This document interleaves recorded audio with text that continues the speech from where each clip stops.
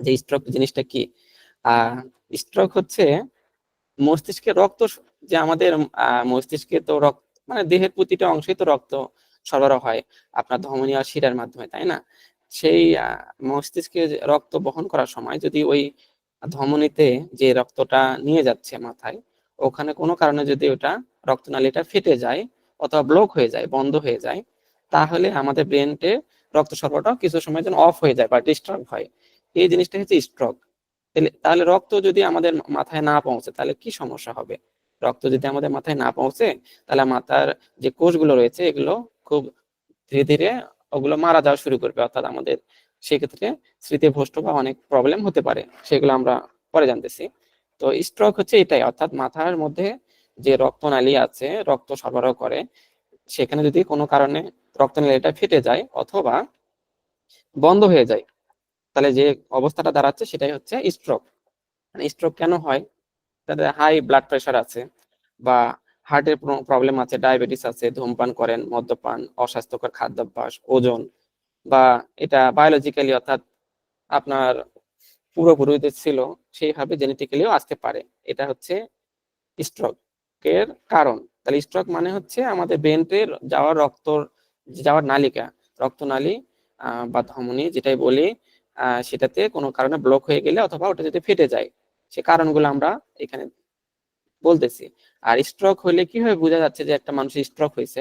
এটা বোঝার কিছু বেসিক কথা হচ্ছে যে হঠাৎ করে মুখ, হাত, পায়ের এক পাশ দুর্বল বা অবশ হয়ে যায়, কথা বলতে সমস্যা হয় বা অস্পষ্ট কথাবার্তা বলে, যে বোঝা যায় না যারা স্ট্রোক করে। হঠাৎ করে ভারসাম্যহীন বা চলাফেরা, একদিকে হাঁটতেছে আর যাচ্ছে আরেকদিকে, বা চোখে দেখতে একটু সমস্যা হচ্ছে, মাথা ব্যথাও করতে পারে এক পাশে, অথবা উল্টাপাল্টা চিন্তা চেতনায় আসতে পারে, করতে পারে উনি আর কি। তো আমরা একটু একটা ভিডিও দেখি আগে যে স্ট্রোকটা কিভাবে হয়, এটা একটু বোঝার চেষ্টা করি। আমরা একটা ভিডিওর মাধ্যমে জিনিসটা দেখার চেষ্টা করি, আপনারা খেয়াল করেন। দেখেন, এটা হচ্ছে আমাদের ব্রেনের এই যে আমাদের ধমনীর মধ্যে এখন ভিতরে আমাদের এখানে দেখা যাবে কি অবস্থা। এই যে এখানে এই যে হলুদ হলুদ এখানে ব্লক হয়ে গেছে, হ্যাঁ, ক্লট জমে গেছে, তার মানে এই রাস্তা দিয়ে রক্ত যেতে পারতেছে না, ব্লাড সাপ্লাই অফ। ফলে যেহেতু ওই পাশ দিয়ে রক্ত যেতে পারতেছে না, তার মানে ওই পাশটাতে আমাদের কি তৈরি হয়ে গেল, কিন্তু রক্তটা ওই পাশে বন্ধ হয়ে গেছে, তার মানে ওই পাশে কোষগুলো মারা যেতে পারে, খুব দ্রুত মারা যাবে। এটাই হচ্ছে স্ট্রোক। ওখানে আমরা বন্ধ দেখালাম, অনেক কারণে আপনার মাথায় কেউ বাড়ি দিল, ফেটে গেল, অথবা উচ্চ রক্তচাপের কারণে ফেটে যেতে পারে নালিকা, সেই জন্য হতে পারে স্ট্রোক। তার মানে স্ট্রোক দুই কারণে হয়, আপনারা দেখতেছেন, একটা হচ্ছে ব্লক হয়ে যাওয়া, বন্ধ হয়ে যাওয়া, ঠিক আছে, আরেকটা হচ্ছে ফেটে যাওয়া রক্তনালী। যেটা যেটা ফেটে যায় সেটাকে বলা হয় হেমার্জিক স্ট্রোক। মানে স্ট্রোক দুই প্রকার, আমি লেকচার শেষ যখন দেবো ওটাতে দেখবেন। যেখানে ফেটে যাওয়ার কারণে যে স্ট্রোক সেটাকে বলা হয় হেমার্জিক স্ট্রোক। এটাই মেইনলি আমাদের যত স্ট্রোক হয় তার 80%ই হচ্ছে এই কারণে, ফেটে যাওয়ার কারণে। আর একটা হচ্ছে ব্লক হয়ে যায়, অনেক সময় চর্বি জমে ওই জায়গাটা ব্লক হয়ে যায়, বন্ধ হয়ে যায়, সেটাকে বলা হয় ইসকেমিক স্ট্রোক। আমার লেকচার শিটে পাবেন, সমস্যা নেই। তার মানে স্ট্রোক দুই কারণে হতে পারে, একটা বন্ধ হয়ে যাওয়ার কারণে আর একটা হচ্ছে রক্তনালী ফেটে যাওয়ার কারণে। এই হচ্ছে স্ট্রোক। আর স্ট্রোকের জন্য তাহলে আমাদের এখানে কারণগুলোর মধ্যেই যেহেতু ধূমপান, মদ্যপান আছে, তার মানে এগুলো ছেড়ে দিতে হবে। অস্বাস্থ্যকর খাদ্য অভ্যাস আছে, স্বাস্থ্যকর খাবার, শাকসবজি, ফলমূল খাইতে হবে, ব্যায়াম ট্যায়াম করতে হবে। আহ আর কি, রক্তচাপ যদি হাই হয় সেক্ষেত্রে ওষুধ খেয়ে জিনিসটা থামায় রাখতে হবে। মেইনলি যেটাই কারণ, প্রতিকারও ওই তার অপোজিট কথাটাই হচ্ছে তার প্রতিকার। আর সর্বোপরি যদি বায়োলজিক্যালি আসে তাহলে তো আর কিছু করার নেই, এগুলো কন্ট্রোলে রাখার জন্য যে ওষুধপাতি আছে, ব্যায়াম ট্যায়াম এগুলো করতে হবে আর কি। এই হচ্ছে আমাদের স্ট্রোক। তাহলে স্ট্রোক মানে রক্ত চলাচল বিঘ্ন ঘটে যখন মাথার। তাহলে আমরা এতটুকু জানলাম। এখন আপনারা, আমি যেহেতু মাথা থেকে শুরু করছি প্রথমে, যে আমাদের রোগের তো পুরা বডির মধ্যে আমি মাথা থেকেই শুরু করছি আজকে রোগের বর্ণনাগুলো যে আপনাদের দিব। আচ্ছা, আমি একটু সাউন্ড যেহেতু অফ করছি আরেকবার একটু শুনে আসি আপনাদের বুঝতে পারতেছেন কিনা। আচ্ছা বলেন তো, ভিডিওটা কি দেখা গেছে বা বোঝা যাচ্ছে কিনা? আমি তাহলে পরবর্তীতে, আরো ভিডিও আছে তো। জি, দেখা যাচ্ছে। আচ্ছা ঠিক আছে। জি, আচ্ছা আমি দেখা যাচ্ছে। ভিডিওটা তাহলে আরেকবার দেখাই, যেহেতু খুব দ্রুত ওটা শেষ হয়ে গেছে। আহ আপনারা খেয়াল করেন যে কি হবে রক্ত নালিকায়। আচ্ছা, সাউন্ডটা অফ করা হয়নি।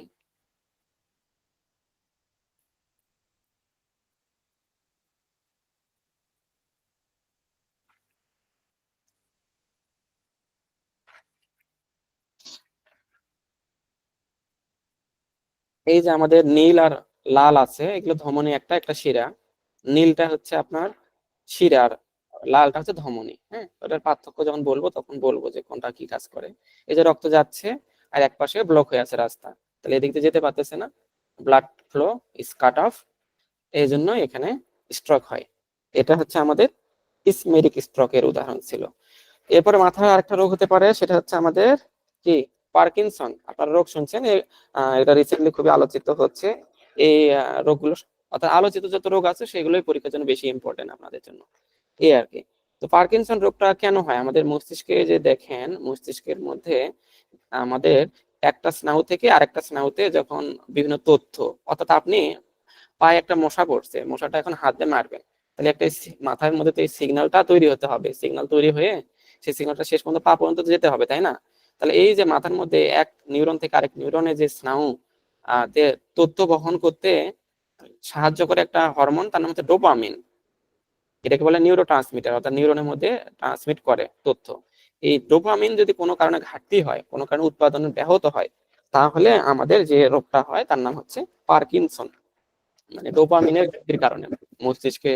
আহ তাহলে পার্কিনসন রোগ মূলত মস্তিষ্কের একটি নির্দিষ্ট অংশে ডোপামিন নামক একটি হরমোন বা নিউরো ট্রান্সমিটারের ঘাটতির কারণে হয়। এই ঘাটতির কারণে শরীরে নড়াচড়া, ভারসাম্য, কোঅর্ডিনেশনে সমস্যা হয়। কারণ আমি আগেই বললাম যে ডোপামিনটা আমাদের কাজ করে তথ্য পৌঁছানোর জন্য। তাহলে ডোপামিনের যদি কম হয় বা ঘাটতি হয়, তাহলে আমরা আম, হাত পা নাড়াবো, সেই সিগন্যালটা তো ব্রেন থেকে আসতে হবে, বা শরীরে ব্যালেন্স করব, ব্রেন থেকে সিগন্যাল আসতে হবে। তাহলে সিগন্যালই যদি আসতে লেট করে, অর্থাৎ আমাদের ওখানে ডোপামিনের ঘাটতি হয়, তাহলে তো আমাদের যে সমস্যাটা হচ্ছে, কি কি সমস্যা হচ্ছে, শরীরে নড়াচড়ার সমস্যা, ভারসাম্যের সমস্যা, এই রিলেটেড যে সমস্যাগুলো আছে, এই রোগটাকে বলা হয় পার্কিনসন রোগ। ঠিক আছে? এর লক্ষণ কি কি? প্রাথমিক কিছু লক্ষণ হচ্ছে কাঁপুনি, শরীরে কাঁপুনি দেখা দিতে পারে, মানে কাঁপতেছে হঠাৎ করে। আবার আপনি চলাফেরায় খুব স্লো হয়ে গেছেন, মানে আপনার ব্রেন থেকে সিগন্যাল স্লো আসতেছে, তো এই জন্য আপনার মুভমেন্টও স্লো হয়ে গেছে সবকিছুই। তারপরে শরীরের অংশগুলো, এই যে কঠিনতা, শরীরের অংশগুলিকে স্বাভাবিকভাবে নড়াচড়া করতে সমস্যা হয় অনেক সময়, হাত পা, অর্থাৎ আপনি হাত তুলতেছেন তো অনেক সময় লাগতেছে, ধীর গতিটার মতনই যেটা বলতেছি। ভারসাম্য হারানো, হাঁটা চলার সমস্যা হয়, একই কথায় ঘুরে ফিরে। মুখের অভিব্যক্তি কমে যাওয়া, মানে আপনার একটা তিতা জিনিস খাচ্ছেন, মুখটা যে একটু অন্যরকম করবেন, বা টক খাইছেন, বা রাগ হয়েছে, মুখের এক্সপ্রেশনটা সেভাবে প্রকাশ করতে পারতেছেন না। তাহলে পার্কিনসন মেইনলি ডোপামিন নামক হরমোনের, নিউরোট্রান্সমিটার বা যে হরমোনটা রয়েছে ওর ঘাটতির কারণে হয় মস্তিষ্কে। এটা একটা মস্তিষ্কের রোগ, পার্কিনসন। ঠিক আছে? এরকম আরেকটা রোগ আছে মাথার, লক্ষ্য করেন, মাথাতে যদি কখনো চর্বি জমে যায় বেশি, হ্যাঁ, মস্তিষ্কের কোষে অস্বাভাবিক প্রোটিন প্রোটিন জমে যাওয়ার ফলে, প্রোটিন যদি জমে যায় তার মানে বুঝতেই পারতেছেন আমাদের সিগন্যাল গুলো পরিবহনে সে অবশ্যই বাধা সৃষ্টি করবে।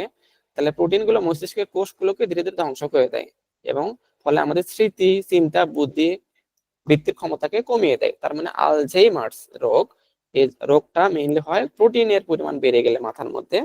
সে মাথার মধ্যে প্রোটিন যদি বেড়ে যায়, তাহলে আমাদের যে রোগ হয় তার নাম হচ্ছে আলঝেইমার্স। আর এটা হলে আমাদের কি হবে, যেহেতু মস্তিষ্কের কোষগুলো নষ্ট হবে, তার মানে আমাদের স্মৃতিশক্তি হ্রাস পাবে। আবার দেখা যাচ্ছে ভাষার সমস্যা, মানে আপনি কোন কথার পর কোন কথা বলবেন, বা একটা বাক্য গঠন করবেন, বা একটা মানুষকে বোঝাবেন, এর সঠিক শব্দটা মাথায় হঠাৎ করে আসতেছে না, মানে ব্রেন থেকে সঠিক সময় সঠিক শব্দটা বের হচ্ছে না। আবার হতে পারে আপনার মধ্যে রাগ, শোক, হতাশা ইত্যাদি বৃদ্ধি পেতে পারে। এটা কিন্তু আলঝেইমার্স। এটা মেইনলি 60-65 বছরের উপরে যারা মানুষ আছে তাদের হয়। তো অল্প বয়সেরও মানুষেরও হয়, কিন্তু এটা রিয়ার কেসে আর কি। তো মোটামুটি লক্ষণগুলো সবার সাথেই, অনেকের সাথে মিলে যায়: হতাশা, উদ্বেগ, উদাসীনতা, সঠিক সময় সঠিক শব্দ খুঁজে না পাওয়া, মনে থাকতেছে না, এটা আলঝেইমার্সের লক্ষণ। তো আপনারা টেনশিত হবেন না, চিন্তিত হবেন না। এটা মেইনলি বড় 60-65 বছর বয়সের পরে হয়, কিন্তু রোগটা এটা অল্প বয়সেও রিয়ার কেসে হয়ে থাকে আর কি। সবারই একটু একটু করে মনে থাকে না এই সমস্যাগুলো আছে, এর মানে এই রোগ হয়েছে ধরে নেওয়া যাবে না আর কি। ঠিক আছে? তাহলে প্রোটিন, এটার জন্য আমাদের অবশ্যই প্রোটিনের, রক্তে যেন প্রোটিন কম বা প্রোটিন জাতীয় খাদ্য কম আহার করব, বা এই টাইপের যে কারণগুলো হচ্ছে আমাদের প্রোটিন যেন না জমে, সেই টাইপের খাদ্য অভ্যাস, ব্যায়াম ট্যায়াম করতে হবে যাতে চর্বি এগুলো ক্ষয়ে যায়।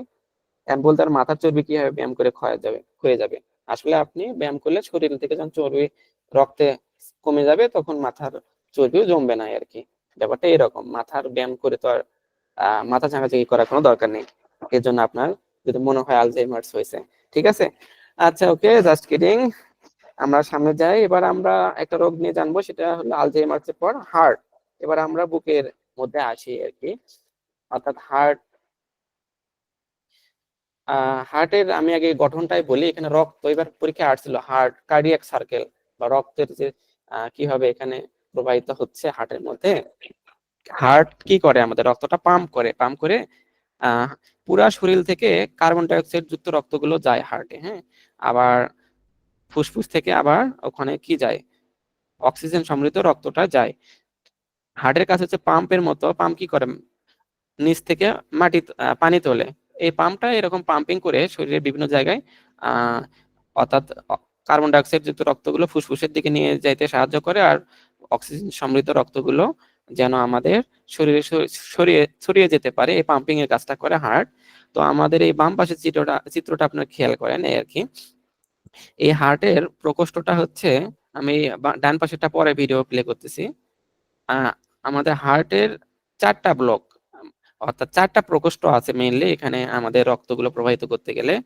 এই যে আমার পয়েন্টারটার দিকে খেয়াল করেন, এই পয়েন্টারে এই পাশটা হচ্ছে ডান অলিন্দ, ঠিক আছে, আর অলিন্দ নাম, হ্যাঁ।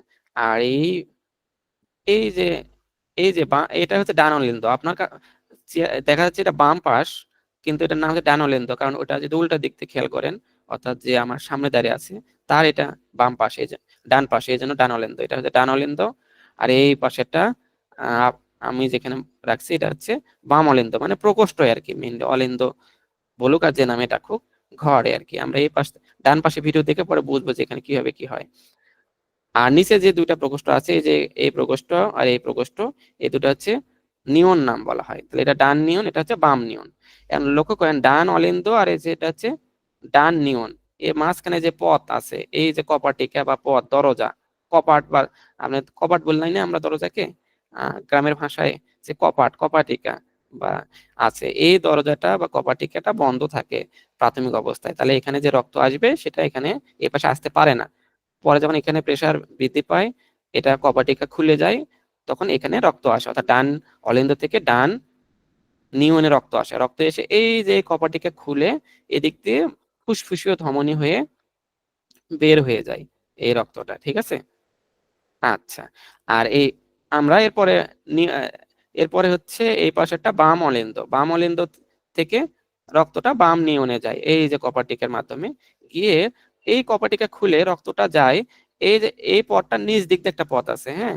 এই পথটা যে তীর চিহ্নটার দিকে খেয়াল করেন আপনারা, এটা কিন্তু উপর দিক দিয়ে কোনো রোড নাই, এটা নিচ দিক দিয়ে লেয়ারটা গেছে দিয়ে এই দিক দিয়ে বের হয়ে যায়। এটা হচ্ছে মহাধমনী দিয়ে বের হয়ে যায়, ঠিক আছে। তাহলে রক্ত উর্ধ্বশিরা থেকে এদিকে আসে, এসে ডান অলিন্দ থেকে ডান নিয়নে যায়, নিয়ন থেকে এই দিক থেকে কপাটিকা ঘুরে ফুসফুসীয় ধমনী হয়ে রক্তটা চলে যায়। আর এই পাশ থেকে, অর্থাৎ একটা দেখতেছেন নীল আর একটা লাল কালার, নীলটাতে হচ্ছে কার্বন ডাই অক্সাইড সমৃদ্ধ রক্ত, আর লালটাতে হচ্ছে অক্সিজেন সমৃদ্ধ রক্ত, ঠিক আছে। তাহলে এখানে হচ্ছে ফুসফুসীয় শিরার মাধ্যমে অক্সিজেন সমৃদ্ধ রক্তটা এসে এই দিক দিয়ে নিচ দিক দিয়ে বের হয়ে যায়।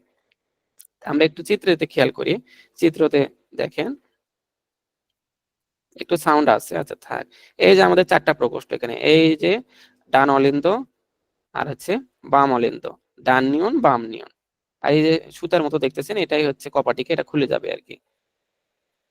তাই এই যে এই অবস্থায় দেখেন এখানে রক্ত এসে জমা হয়েছে, এই যে এই পাইপ দিয়ে এখানে রক্ত আসছে, অর্থাৎ এই যে পাইপ দিয়ে উর্ধ্বশিরা থেকে রক্ত আসছে, আর এখান থেকে এদিক দিয়ে রক্ত আসছে এদিকে আমাদের ফুসফুসের শিরা থেকে। তো রক্ত এটা হচ্ছে অক্সিজেন সমৃদ্ধ, এটা কার্বন ডাই অক্সাইড সমৃদ্ধ। এটা এখন এটা খুলে গিয়ে এদিক দিয়ে বের হয়ে এদিক দিয়ে ঢুকবে, আর এটা এদিক দিয়ে খুলে এখানে আসবে, এখান দিয়ে এসে নিচ দিক দিয়ে এদিক দিয়ে বের হয়ে যাবে। খেয়াল করেন আপনারা। ওকে, দেখা যাক রক্তটা কোন দিক দিয়ে বের হয়ে যায়, আমরা খেয়াল করি।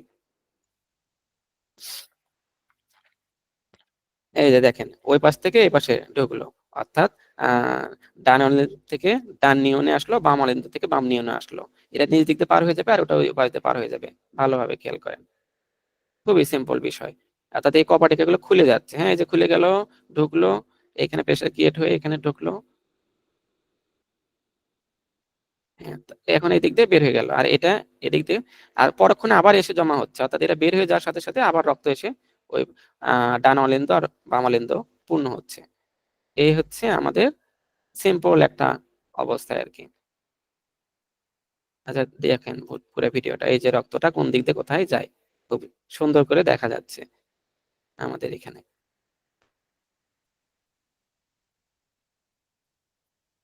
এইভাবে আমাদের রক্তটা মেইনলি হার্টের মধ্যে, এটাই কার্ডিয়াক সার্কেল আসছিল পরীক্ষায়, যে কার্ডিয়াক সার্কেলে কি বা কিভাবে হয়, যে আমাদের যে হৃৎপিণ্ডে 4টা প্রকোষ্ঠ আছে, তার মধ্যে 2টা ডান অলিন্দ বাম অলিন্দ, বাম নিয়ন, নিচের 2টা নিয়ন, ডান নিয়ন আর বাম নিয়ন, অর্থাৎ অলিন্দ থেকে নিয়নে রক্ত আসে, অর্থাৎ ডান অলিন্দ থেকে ডান নিয়নে রক্ত আসে, এসে ওটা ফুসফুসীয় ধমনী হয়ে বের হয়ে যায়। আর আমাদের বাম অলিন্দ থেকে বাম নিয়নে রক্ত আসে, এটা বের হয়ে যায় আমাদের মহাধমনী হয়ে বের হয়ে যায়। এটাই হচ্ছে আমাদের 4 প্রকোষ্ঠ দিয়ে একটা সার্কেল। এটাই পরীক্ষায় আসছিল এবার আপনাদের। তাহলে এখানে এটা যদি আবার আসে কোনো পরীক্ষায়, তাহলে আমাদের উত্তরটা করতে হবে, প্রকোষ্ঠ 4টা নাম বলতে হবে, কোন প্রকোষ্ঠ থেকে কোথায় রক্ত আসে, এখানে যে কপাটিকা আছে এই কথাটা বলতে হবে, যেখানে চাপ বৃদ্ধি পেলে কপাটিকা খুলে যায়, কপাটিকা খুলে এই পাশে রক্ত আসার সাথে সাথে আবার কপাটিকা বন্ধ হয়, মানে ব্যাক করতে পারে না ওই পথে, আবার পরে আবার এই কপাটিকা খুলে ধমনী হয়ে বের হয়ে যায়, অর্থাৎ ডান অলিন্দ থেকে ডান নিয়নে গিয়ে ফুসফুসীয় ধমনী হয়ে যায়। আর হচ্ছে আমাদের বাম অলিন্দ থেকে বাম নিয়নে এসে এটা নিচ দিক দিয়ে পার হয়ে গিয়ে আমাদের রক্তটা কোন দিক দিয়ে পার হয়েছে, মহাধমনী হয়ে।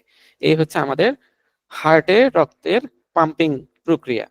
এখন আমরা তো হার্ট অ্যাটাকের নামও শুনে থাকি, তাই না? হার্ট এইভাবে পাম্প করতেছে, তার মানে হার্ট অ্যাটাকের সময় এই পাম্পিং, অর্থাৎ এই পাম্পিং একবার হৃদপিণ্ডটা সংকুচিত হয়, সিস্টোলিক চাপ সেটাকে বলা হয় যে চাপ, আর যখন প্রসারিত হয় সেটা হচ্ছে ডায়াস্টোলিক চাপ।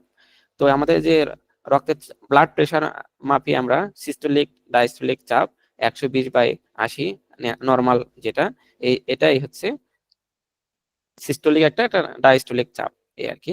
তো হার্টের অনেক সময় রক্ত চলাচল যদি কোথাও ব্লক হয়ে যায়, অনেক মস্তিষ্কে যেমন দেখলেন আপনারা স্ট্রোক হলো, তো হার্টে যদি রক্ত আসতে কোথাও প্রবলেম হয়, যে সমস্যা হয়, তাদের হৃৎপিণ্ড হৃৎক্রিয়া বন্ধ হয়ে যায়, সেটাকে আমরা বলে থাকি হার্ট অ্যাটাক। এবার হার্ট অ্যাটাকের ভিডিওটা আপনারা দেখেন, স্ট্রোকের মতনই অনেকটা, স্ট্রোকের মাথা এটা হচ্ছে হার্টে রক্ত আসতে, এই যে দেখেন এগুলোর মাধ্যমে তো রক্তগুলো আসে, এই যে আসতেছে রক্ত, রক্ত আসার সময় রক্তকণিকা গুলো পার হচ্ছে, এই যে এখানে চর্বি জমে গেল, চর্বি জমে এই রাস্তাটা সরু হয়ে যাচ্ছে অনেক, হ্যাঁ, এই ধমনীটা সরু হয়ে যাচ্ছে, ধমনীটা সরু হয়ে যাওয়ার কারণে এই যে রক্ত ধীরে ধীরে এখানে জমাট বাঁধবে।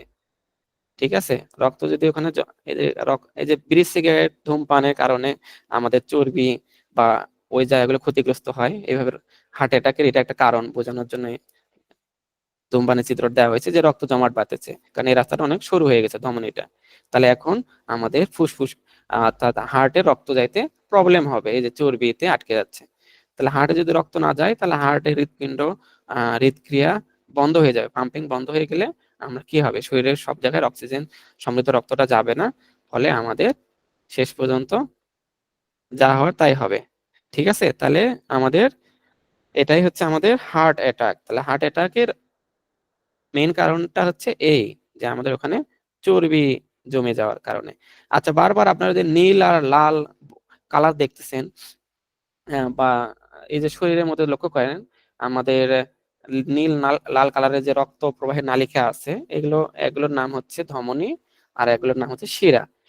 ঠিক আছে, আমাদের যেটা হচ্ছে শিরা সেটা হচ্ছে নীল, হ্যাঁ, নীল কালার, এটাকে শিরা বলতেছে, ইংরেজিতে ভেইন। আর যেটা হচ্ছে আর্টারি, ধমনী, এটা হচ্ছে লাল।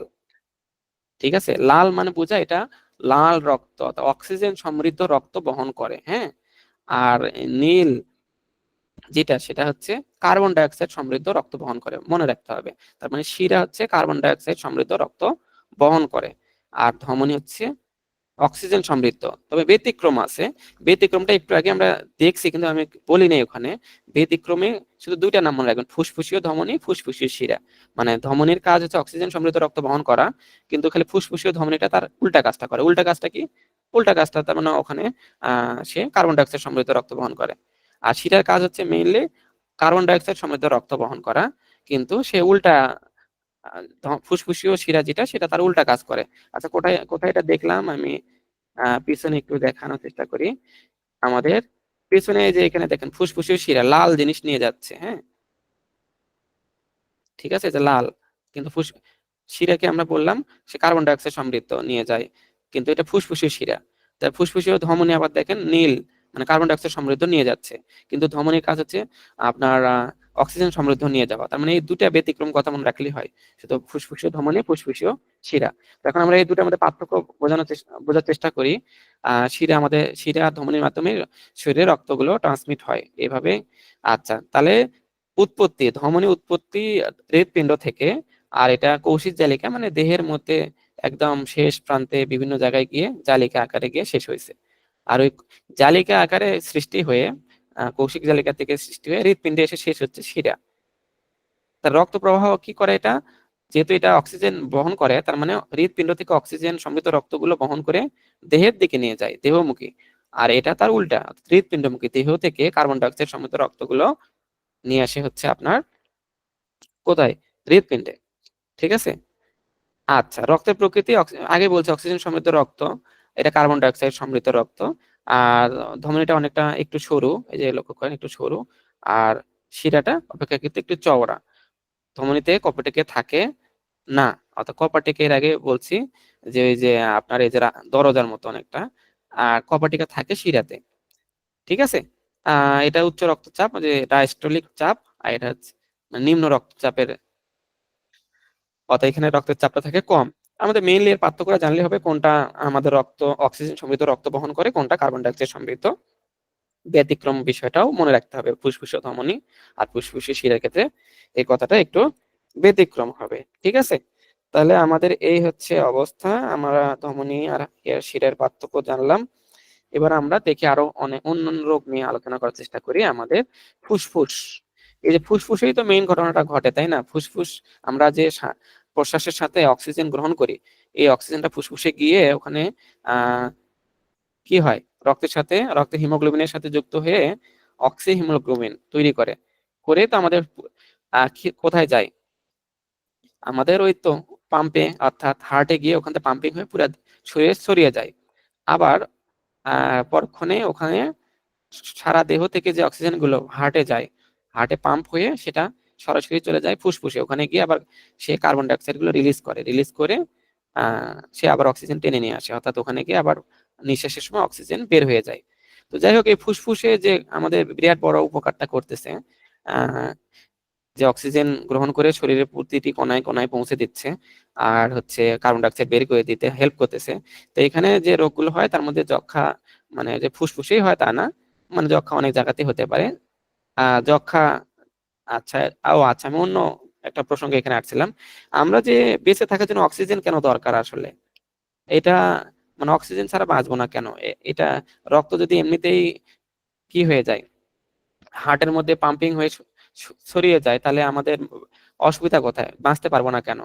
কারণ আমাদের প্রতিটি কোষেই যে আমাদের শক্তির দরকার আছে, হ্যাঁ, আমাদের গ্লুকোজ সমৃদ্ধ খাদ্যগুলো যে আমরা যখন গ্রহণ করি, ওগুলোকে অক্সিজেনের যখন ওর সাথে বিক্রিয়া করে, অক্সিজেনের সাথে বিক্রিয়া করে কার্বন ডাইঅক্সাইড, পানি আর শক্তি তৈরি করে। সেই খাদ্যগুলো যখন কার্বন ডাইঅক্সাইড, পানি আর শক্তি তৈরি করে, সেটা অক্সিজেনের হেল্প লাগবে। তাহলে অক্সিজেন যদি না গ্রহণ করি আমরা, তাহলে কিন্তু আমাদের প্রতিটা কোষে শক্তি পাবে না, অর্থাৎ খাদ্যের অভাবে কোষগুলো মারা যাবে। আর ওই যে খাদ্য উৎপাদন করতে গিয়ে অক্সিজেনের সাথে খাদ্যের বিক্রিয়ায় শক্তি উৎপন্ন হচ্ছে, কার্বন ডাইঅক্সাইড উৎপন্ন হচ্ছে, ওই কার্বন ডাইঅক্সাইডটা আবার শরীরের প্রতিটি কোষ থেকে বের করে আমাদের কার মাধ্যমে, শিরার মাধ্যমে সবগুলো এসে জমা হবে আপনার কোথায়, হার্টে, হার্ট থেকে পাম্পিং করে ফুসফুসে যাবে, ফুসফুসে গিয়ে সে ওখানে গিয়ে রিলিজ করে দিবে কার্বন ডাইঅক্সাইড গুলো, ঠিক আছে। এই জন্য আমরা অক্সিজেন ছাড়া বাঁচতে পারবো না, এটাই আমাদের মেইন কথা, যে আমরা কেন অক্সিজেন গ্রহণ করা দরকার। তো যাই হোক, আমরা যক্ষা নিয়ে বলতেছিলাম, যক্ষা একটা রোগ যেটা একটা ব্যাকটেরিয়ার কারণে হয়, মাইক্রোব্যাকটেরিয়াম টুবেরকিউসিস কিউলোসিস। এই ব্যাকটেরিয়া যদি আমাদের কোথাও আক্রমণ করে, মেইনলি আমাদের ফুসফুসে করতে পারে, বিভিন্ন জায়গায় আক্রমণ করতে পারে আর কি, এখানে ফুসফুসি দেখানো আছে, অনেক অন্য অন্য জায়গাও হতে পারে, এটা মেইনলি এই জায়গাতেই হয়। 2 সপ্তাহের বেশি কাশি, জ্বর, রাতে ঘাম, ওজন কমে যাওয়া, বুকে ব্যথা, খাওয়া শেষে পেট ফোলা ফোলা ভাব, একটা ব্যাপার। আর যক্ষার চিকিৎসা এখন কিন্তু বিনামূল্যে করা হয় সরকারের পক্ষ থেকে, অর্থাৎ এটার জন্য চিকিৎসা করা দরকার। এটা মেইনলি আমাদের অনেক কারণে হতে পারে, তার মধ্যে ধূমপানও একটা কারণ, আবার বায়োলজিক্যাল কারণ, অর্থাৎ এটা বংশানুক্রমিকও হতে পারে, তবে ধূমপান বা খাদ্যাভ্যাসের কারণে এটা হয়ে থাকে, ব্যাকটেরিয়ার আক্রমণের কারণে হয়। এটা হচ্ছে আমাদের যক্ষ্মার বিষয়টা। এরপরে আসেন নিউমোনিয়া। বাচ্চাদের হয়, বড় মানুষেরও হয়। নিউমোনিয়া আমাদের ফুসফুসের মধ্যে যে বায়ুথলিগুলো আছে, যেখানে ওই যে অক্সিজেন আর কার্বন ডাইঅক্সাইড গুলো এক্সচেঞ্জ হয়, এই দেখেন ফুসফুসে এই যে বায়ুথলির মধ্যে তরল পদার্থ জমে গেছে, হ্যাঁ, তরল জমে গেছে, কফ জমে যাওয়ার মতো ফ্লুইড জমে গেছে, হ্যাঁ।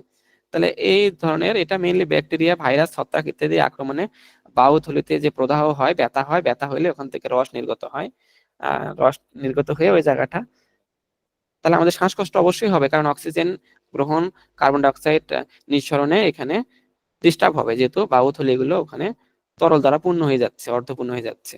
ঠিক আছে, জ্বর, কাশির সাথে শ্লেষ্মা, তারপরে শ্বাসকষ্ট, বুকে ব্যথা ইত্যাদি হচ্ছে এর কারণ, মানে লক্ষণ আর কি নিউমোনিয়ার। আর নিউমোনিয়া হলে আমাদের অ্যান্টিবায়োটিক বায়োটিক ইউজ করতে পারি আমরা, আর এর আগে টিকা ইউজ করতে পারি। তাহলে নিউমোনিয়াতে আমাদের মনে রাখতে হবে, এটা ভাইরাস, ব্যাকটেরিয়া বা ছত্রাকের ইত্যাদি আক্রমণে বায়ুথলিতে আক্রমণ করলে বা ফুসফুসে আক্রমণ করলে ওখানে বায়ুথলিতে আমাদের কি হয়, প্রদাহ হয়, ব্যথা হয়, সেই ব্যথার কারণে ওখানে ফ্লুইড জমে যেতে পারে, এই জন্য আমাদের মেইনলি নিউমোনিয়াটা হয়। এই হচ্ছে নিউমোনিয়া। নিউমোনিয়ার পরে আমরা কি পড়বো? নিউমোনিয়া পরে আমরা আরেকটা রোগ নিয়ে পড়ি, ব্রঙ্কাইটিস। এটা অর্থাৎ এই যে আমরা কিন্তু এখনো ওই জায়গাতেই আছি, হ্যাঁ, শ্বাসনালী অর্থাৎ ফুসফুসের কাছাকাছি আছি রোগগুলো নিয়ে। এই যে এখানে একটা লক্ষ্য করেন, এই যে শ্বাসনালীর যে টিউব গুলো দেখেন, রক্তনালী বলেন বা টিউবই বলেন, জালিকা বলেন, এটা ওপেন ছিল, আর এখানে এসে এই যে চক্রাকার হয়ে গেছে, অর্থাৎ একটু রাস্তাটা ব্লক হয়ে গেছে, হ্যাঁ। তাহলে আমাদের শ্বাসনালীতে অনেক সময় প্রদাহের কারণে, বিভিন্ন কারণে যদি আমাদের শ্বাসনালীটা এটা সরু হয়ে যায়, অর্থাৎ ভাইরাস বা ব্যাকটেরিয়ার সংক্রমণ, ধূমপান, বায়ু দূষণ ইত্যাদি কারণে শ্বাসনালীর প্রদাহ হয়, সেক্ষেত্রে ঠিক হয়ে যায় আমাদের টিউব গুলো, রক্তনালী গুলো, সেক্ষেত্রে আমাদের যেটা হচ্ছে সেটা হচ্ছে ব্রঙ্কাইটিস। ব্রঙ্কাইটিসের লক্ষণ অনেকটা ওই নিউমোনিয়ার মতন, অনেকটা কাশি, শ্বাসকষ্ট, বুকে ব্যথা। তাহলে এটা আর এটার মধ্যে পার্থক্যটা হচ্ছে, এটাতে আমাদের ফুসফুসের বায়ুথলিতে এই ঘটনাটা ঘটে, ঠিক আছে, আর এটা শ্বাসনালীতেই ডিস্টার্ব হয় আর কি, একই রকম কাছাকাছি, কিন্তু এটা দুটা রোগ আলাদা নাম, কারণ দুটা দুই জায়গায় ঘটতেছে। এরপরে আসেন হাঁপানি, আবারও ওই শ্বাসকষ্ট রিলেটেডই, এটা অনেকটা ব্রঙ্কাইটিসের কাছাকাছি। আহ আপনার জিনগত, অর্থাৎ আপনার উত্তরাধিকার সূত্রে প্রাপ্ত হতে পারে, পরিবেশে ধুলা, বালি, পরাগরেণু ফুলের ইত্যাদি কারণে শ্বাসনালী ক্রনিক প্রদাহমান এবং সংকীর্ণতা, ক্রনিক প্রদাহ এবং সংকীর্ণতা কারণে যে রোগটা হচ্ছে সেটা হচ্ছে হাঁপানি। এটা অনেকটা ওই অ্যাজমা একই আর কি।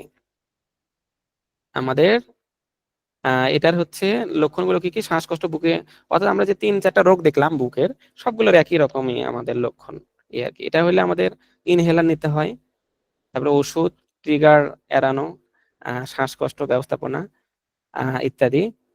ট্রিগার এড়ানো মানে কি, এখানে যে কি বোঝাতে চাইছে আমি জানি না। মেইনলি যে আমাদের ধুলাবালি, পরিবেশগত যে বিষয়গুলো রয়েছে, ধূমপান হতে পারে, পরাগরেণু ইত্যাদি, বা অস্বাস্থ্যকর পরিবেশ, এই বিষয়গুলো এড়িয়ে চলা, মেবি এটা বুঝাইতে পারে আর কি।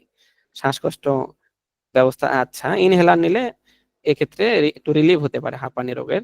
তো এটাতে আমাদের সবসময় আমাদের ধূমপানের কারণে হতে পারে তা না, এটা একটা অনেক বড় কারণ, পরিবেশ দূষণ, তবে অনেক সময় জিনগত কারণেও এটা হতে পারে। ঠিক আছে, তাহলে আমাদের এই চিত্রটা আপনারা লক্ষ্য করেন, মাসেল গুলো টাইট হয়ে যেতে পারে, ফুলে যেতে পারে, তারপরে হচ্ছে এখানে খুব সহজে বাতাস ইন আউট হতে পারে না, এটাই হাঁপানি, শ্বাসকষ্ট মেনলি হয়। এরপরে আসেন কিডনি। তাহলে কিডনি আমাদের একটা গুরুত্বপূর্ণ কাজ করে থাকে। কি গুরুত্বপূর্ণ কাজ করে থাকে? আমরা যে খাদ্য গ্রহণ করে থাকি, আমাদের দেহের যে খনিজ পদার্থগুলো বহন করতে গেলে এক্সেস যে খনিজগুলো আছে, সেই খনিজগুলো ফিল্টার করে বের করে দেয়, অর্থাৎ ক্ষুদ্র ক্ষুদ্র অসংখ্য কোটি কোটি জালিকা থাকে, যেগুলোর মধ্যে খনিজগুলো আটকে গিয়ে পরবর্তীতে এই যে এখানে জমা হয়ে মূত্রথলিতে যায়, গিয়ে বের হয়ে যাচ্ছে খনিজগুলো, এক্সট্রা গুলো, ইউরিন হয়ে, হ্যাঁ। তো এটাই আমাদের মেইন কাজটা করে, রক্ত পরিশোধন করতে সাহায্য করে। এটার কাজ কিন্তু ওই যে অক্সিজেন, ফুসফুসের কাজ না, অক্সিজেন গ্রহণ বা এই টাইপের কাজ না, এটা হচ্ছে রক্তটা বিশুদ্ধ করা, রক্তের মধ্যে খনিজগুলো নিয়ন্ত্রণ করা, রক্তের উপাদানগুলোর মধ্যে যেন খনিজ পদার্থের ভারসাম্য থাকে, পিএইচ নিয়ন্ত্রণ করতে সাহায্য করে। তাহলে এটা কিডনি থেকে ক্রিয়েটিনিন এবং বিভিন্ন বিষাক্ত ইউরিয়া টাইপের যে আহ পদার্থগুলো রয়েছে, খনিজগুলো রয়েছে, সেগুলোকে বিশুদ্ধ করে। আর ফিল্টার, এটা মানে এটা ফিল্টার করে মূত্র, রক্তটাকে ফিল্টার করে অনেকটা। কিডনিতে সমস্যা হলে রক্ত ফিল্টারে সমস্যা হয়, শরীরে ইমব্যালেন্স হয়ে যায়, খনিজ পদার্থের পরিমাণ বেড়ে যায়, তখন আমাদের শারীরিক বিভিন্ন জটিলতা তৈরি হয়ে যায়। কিডনি প্রবলেম হলে আমরা শেষ পর্যন্ত মারা যেতে পারি আর কি, যদি সেরকম লেভেলের কিডনি ড্যামেজ হয়ে যায়, এই আর কি। আচ্ছা, তাহলে কিডনি কি, আচ্ছা শরীরে কিডনির কি কি কাজ করে? মূত্র তৈরি করে, শরীরের ভারসাম্য রক্ষা করে, অর্থাৎ কিডনি পানির পরিমাণ নিয়ন্ত্রণ করে, রক্তচাপ নিয়ন্ত্রণ করে, রক্তে খনিজ পদার্থের ভারসাম্য রক্ষা করে, রক্তের পিএইচ, অর্থাৎ রক্তের পিএইচ 7.4 +- 4 এর আশেপাশে রাখার চেষ্টা করে, এর চেয়ে বেশি হলে আমাদের, অর্থাৎ রক্ততে যদি কোনো কারণে পিএইচ, পিএইচ মানে ওটা অম্লীয় না ক্ষারীয়, এটা বোঝানোর ইন্ডিকেটর। 7, পানির পিএইচ 7 মানে এটা নিরপেক্ষ, 7-এর চেয়ে উপরে হলে সেটা হচ্ছে ক্ষারীয়, আর 7-এর চেয়ে নিচে হলে সেটা অ্যাসিডিক। তো রক্তটা কিছুটা ক্ষারীয়, 7.4 এর কাছাকাছি। তো এটার 7.4 এর থেকে +- 4 এর আশেপাশে থাকলে কোনো ক্ষতি নেই, এর বেশি হয়ে গেলে মারাও যেতে পারি আমরা। তাহলে কিডনি আমাদের এই ফিল্টারের কাজটা করে। তাহলে ফিল্টার করতে করতে এখানে এসে অনেক সময় ফিল্টার করা জিনিসগুলো, ময়লাগুলো জমা হতে পারে, সেই ময়লাগুলো জমে কি হতে পারে, কিডনিতে পাথর জমা হতে পারে, ঠিক আছে। অর্থাৎ কিডনিতে যখন ফিল্টার করবে, করতে করতে এমন এক সময় হতে পারে আপনি পানি খান কম, বা অনেক কারণে আপনি আহ রক্তের মধ্যে আপনার বিভিন্ন উপাদানগুলো বেশি থাকার কারণে, সে পানি বা অন্যান্য কারণে, তো এখানে ধীরে ধীরে জমা হইতে হইতে পাথর তৈরি হয়। তাহলে পাথর তৈরি হয়ে গেলে কিডনি গুলো কিন্তু ফাংশনটা ঠিকভাবে করতে পারে না, যে রক্তর মূত্রনালীকে এখানে ডিস্টার্ব করতেছে, তাহলে আমাদের কিডনিটা ড্যামেজ হয়ে যায়। তো এই কিডনিতে পাথর জমার কারণ অল্প করে পানি খাওয়া, অস্বাস্থ্যকর খাদ্যাভ্যাস, জেনেটিক ফ্যাক্টরও হতে পারে, সাধারণ রোগ, বিভিন্ন রোগের কারণে হতে পারে, ডায়াবেটিস, উচ্চ রক্তচাপ, থাইরয়েডের সমস্যা ইত্যাদি বিভিন্ন কারণে হতে পারে। তো আমাদের হাতে যেটা আছে, খাদ্যাভ্যাসটা ভালো করে চেঞ্জ করব, এবং ডায়াবেটিস থেকে কন্ট্রোল করব, পানি পর্যাপ্ত পরিমাণে আমরা পানি পান করব, তাহলে পানিতে আহ, পানি যদি রক্তের মধ্যে থাকে পর্যাপ্ত পরিমাণ, তাহলে এত সহজে জমবে না, এখানে প্লাক প্লাক জমে পাথর পর্যন্ত হবে না আর কি, ঠিক আছে, মূত্রের সাথে বের হয়ে আসবে। তো এটার লক্ষণ কি কি? মূত্রনালীর মধ্যে তীব্র ব্যথা, মূত্রের রং পরিবর্তন, হলদে বা বাদামি হতে পারে, পেশিতে ব্যথা, ঘনগত মূত্রের অনুভূতি হতে পারে, বমি ও বমির অনুভূতি হতে পারে, ইত্যাদি ইত্যাদি। এই হচ্ছে আমাদের কিডনিতে পাথর, এই কারণে আমাদের কিডনিতে পাথর হচ্ছে। আচ্ছা, আমরা এরপরে আসি আরেকটা রোগ নিয়ে। আমরা চিত্রটা দিয়ে খেয়াল করি, এই যেটা সুস্থ মানুষ, এই যে মেরুদণ্ডে মেরুরজ্জু বা শিরদাঁড়া এখানে একটু বেঁকে গেছে ওই মানুষটা। এখানে মেইনলি যেটা বোঝানোর চেষ্টা করছে, অস্টিওপোরোসিস একটি রোগ, হাড়ের রোগ, অসুখ, যেখানে হাড়ের ঘনত্ব ও গুণগত মান কমে যায়। মানে হাড়টার এই যে স্ট্রাকচার দিচ্ছে এখানে, এর গুণগত মান, অর্থাৎ একটা হাড়, যেমন আমরা যখন মুরগির মাংস খাই, অনেক হাড় আছে না, অনেক নরম, চাবানো যায়, আবার অনেক হাড় আছে শক্ত, বা গরুর মাংসের মধ্যেও, অর্থাৎ গুণগত মান কমে যাওয়া মানে ওটা নরম হয়ে যাওয়া, হ্যাঁ, এটাই বোঝাতে চাইছে ঘনত্ব কমে গিয়ে। সেই হাড় যদি অনেক কারণে ঘনত্ব কমে যায়, গুণগত মান কমে যায়, মানে ভেঙে যাওয়ার সুযোগ থাকে বা দুর্বল হয়ে যায়, সেটাকেই বলে, আমরা বলতেছি অস্টিওপোরোসিস রোগ, ঠিক আছে। এটা অনেক কারণে হতে পারে, তাহলে হাড় দুর্বল হয়ে ভেঙে যাওয়ার উপক্রম হয়। এটা হরমোনাল পরিবর্তন, মেয়েদের আহ সমস্যার পরে এটা হয়, মান্থলি যে সমস্যা আছে। তারপর অস্বাস্থ্যকর খাদ্যাভ্যাসের কারণে হতে পারে, ভিটামিন ডির অভাবে হতে পারে, অতিরিক্ত মাদক, অ্যালকোহল ইত্যাদি কারণে এটা হতে পারে। অস্টিওপোরোসিস অনেকে ক্ষয় যায়, অনেকে দেখেন না অনেক সময় সামনের দিকে ঝুঁকে থাকে বা সোজা হয়ে হাঁটতে পারে না আর কি। তো এটা হচ্ছে তার একটা অন্যতম কারণ। তাহলে আমরা যা করতে পারি, খাদ্যাভ্যাস চেঞ্জ করতে পারি, ভিটামিন ডি সমৃদ্ধ খাবার খেতে পারি, রোদের মধ্যে একটু মাঝে মধ্যে যেতে হবে, ঠিক আছে। তাহলে এই হলো অস্টিওপোরোসিস রোগ। তারপরে হচ্ছে আর্থ্রাইটিস। এই রোগটা কি, অনেক আমরা চিত্র দেখে অনেক সময় বুঝতে পারতেছেন যে আমাদের যে জয়েন্ট আছে, এই জয়েন্টে অনেক সময় ব্যথা করে, জয়েন্টে জয়েন্টে ব্যথা, অনেক সময় ফুলে ওঠে, টিউমার সৃষ্টি করতে পারে। এটা হাড়ের যে জয়েন্ট গুলো রয়েছে, জয়েন্টে জয়েন্টে ব্যথা, গাঁট অনেক সময় বলে থেকে আমরা, এখানে ফুলেও যেতে পারে টিউমার আকারে। তো এই হচ্ছে আর্থাইটিস রোগ। এটা হাড়ের মধ্যে ক্ষয় বা ধ্বংসের কারণে, এটা হচ্ছে হাড়ের মধ্যে যে ক্ষয়, সান্দ্রতা ক্ষয় বা এটা সান্দ্রতা, আচ্ছা এটা এই কথাটা ইগনোর করেন, এটা আমি বুঝাতে চাচ্ছি না, ফিজিক্সের ভাষায় লিকুইডের সান্দ্রতা বুঝাতে গেলে আবার আরো 5-6 মিনিট বক করতে হবে। এটা মেইনলি বোঝেন যে হাড়ের মধ্যে যে ক্ষয় তৈরি হয় এখানে, এখানে যে লিকুইড গুলো থাকার কথা, এখানে পর্যাপ্ত পরিমাণ এই জয়েন্টে জয়েন্টে লুব্রিকেটের মতো, যেমন মোবিল যেমন কি করে লুব্রিকেট হিসেবে কাজ করে, গ্রিস। তো এখানে লুব্রিকেট গুলোর মধ্যে প্রবলেম হইলে বা এখানে শিরা যে পেশিগুলো আছে সমস্যা হইলে, এখানে ক্ষয় গেলে এখানে প্রদাহের সৃষ্টি হয়, ব্যথা হয়। আহ, এটা হচ্ছে বয়স বাড়লে জয়েন্টের কার্টিলেজ ক্ষতিগ্রস্ত হতে পারে, আর পারিবারিক কারণে হতে পারে, অতিরিক্ত পরিশ্রম করার কারণেও হতে পারে, বেশি পরিশ্রম করলেন। অনেক সময় অটো ইমিউন সমস্যা, মানে শরীর নিজে নিজেই এখানে নিজে নিজে একটা প্রবলেম ক্রিয়েট করে, অর্থাৎ অনেক সময় শারীরিক ডিস্টার্বের কারণে অটোমেটিক এখানে এটা হতে পারে এমনি আপনা আপনি, অর্থাৎ শরীর নিজেকে রেজিস্ট্যান্ট করতেছে, মানে ভালো জিনিসকে সে ভালো মনে করতেছে না, বরং ওখানে গিয়ে বিভিন্ন কেমিক্যাল এনে জড়ো করে ওই জিনিসটাকে নড়াচড়া করতে প্রবলেম করতেছে, অথবা এই জায়গাতে টিউমারের মতো সৃষ্টি করতেছে, অথবা ব্যথা সৃষ্টি করতেছে। এর শব্দটা আমরা আরো অনেক কয়েক জায়গায় দেখবো, অটো ইমিউন। অর্থাৎ অটো মানে নিজে থেকে, ইমিউন তো আপনারা জানেন যে নিজে থেকে যেটা সারায় তোলে। তো এটা অটো ইমিউন বলতে এটা বুঝাইছে ও মনে করছে এখানে একটা প্রবলেম হয়েছে, হ্যাঁ, প্রবলেম মনে হয় ও বিভিন্ন ভাবে চেষ্টা করতেছে এই প্রবলেমটা সারাইতে, আসলে কোনো প্রবলেমই হয় নাই। সে সারাইতে গিয়ে বিভিন্ন ধরনের লিকুইড এনে কেমিক্যাল এনে এখানে জড়ো করে এটা 12টা বাজায় দিচ্ছে, এখানে ফুলে উঠছে পায়ের, দেখেন এই আর কি। তো এটা জয়েন্টে ব্যথা, ফুলে যেতে পারে। তো এটার চিকিৎসা হচ্ছে আমাদের বেশি বড় টিউমার টাইপ হলে সার্জারি করব, অথবা ফিজিওথেরাপি নিতে পারে, হাত পা যে ব্যায়াম ট্যায়াম করাবে ওনারা, এর মাধ্যমে হতে পারে। আর হালকা কিছু ওষুধপাতির বিষয় আছে। তাহলে আমরা গট বা আর্থ্রাইটিস রোগটা সম্পর্কে হালকা জানলাম। অর্থাৎ রোগটা যদি মাথায় আসে তাহলে এর সম্পর্কে 2-4 লাইন পরীক্ষায় এমনিতেই লেখা যাবে।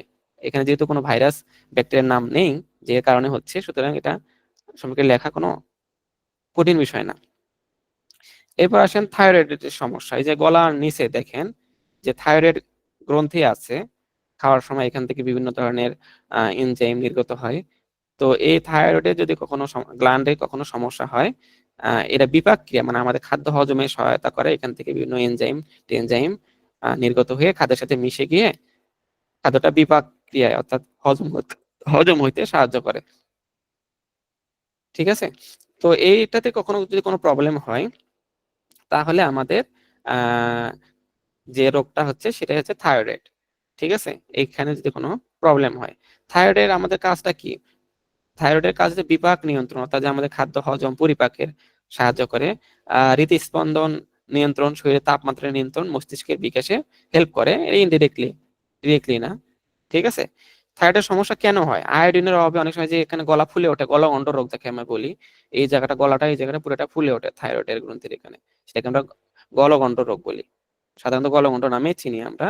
সে হচ্ছে থাইরয়েডের আয়োডিনের ঘাটতি, অটো ইমিউন রোগ, অর্থাৎ এই যে শরীরে এমন একটা রোগ যে অটোমেটিক অর্থাৎ ভালো জিনিসকে আক্রমণ করতেছে, এই শব্দটা এর আগেই বললাম যেটা অনেক জায়গায় পাবো। অর্থাৎ বিষয়টা এমন রোগ এটা যে শরীরের ভালো অঙ্গগুলোকে, ভালো জায়গাগুলোকে সে নষ্ট করে ফেলে, মানে সে ওটাকে ক্ষতিকারক হিসেবে চিহ্নিত করে, মানে সে চিনতে ভুল করতেছে, নিজের লক্ষ্যে নিজে গুলি করে মারার মতো অবস্থায়।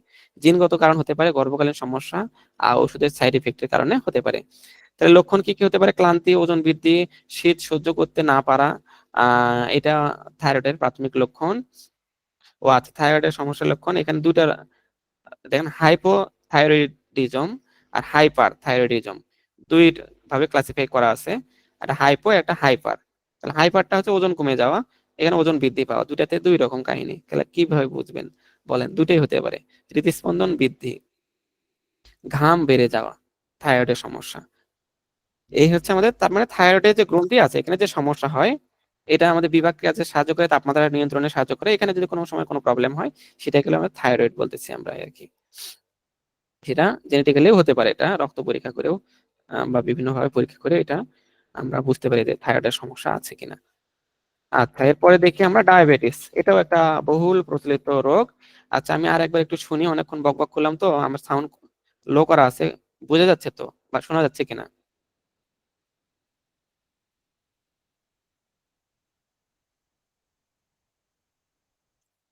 হ্যালো। জি স্যার, বোঝা যাচ্ছে। হ্যাঁ, ঠিক আছে। আমরা রোগ নিয়ে, অর্থাৎ এই রোগগুলো আমাদের খুবই পরিচিত রোগ, তো এই জন্য আমাদের মনে হয় একটু হালকা হলেও অনেকে ভালো লাগতেছে, বা কারণ এইগুলো সম্পর্কে আমরা জানি টুকটাক। আমাদের ব্রেনের বিষয়টা এরকম যে পরিচিত জিনিসের প্রতি একটা ফ্যাসিনেশন কাজ করে। বিদেশে গেলে আহ বাঙালি একটা মানুষ পাইলে যেমন একটা পরিচিত কণ্ঠে কথা শুনতেছেন ভাষায়, ভালো লাগে, ব্যাপারটা এরকমই আর কি। এটা হিউম্যান সাইকোলজি। তো এই রোগগুলো আমরা সবগুলো নাম টাম জানি, কি কোনটা কি অনেকটা আমরা আগে থেকে জানি, বা অন্তত নামটা তো জানি, এগুলো রোগগুলো হয় জানি, এই জন্য হয়তো বিষয়টা ইন্টারেস্টিং মনে হচ্ছে আর কি। তো আমার এই পিপিটি পাওয়ার পয়েন্ট শেষ হয়ে গেলে আমি একটা ওয়ার্ড ফাইলেও কিছু কাজ করছি, কিন্তু ওগুলো সাজানো গোছানো নেই, ওখানে যাব।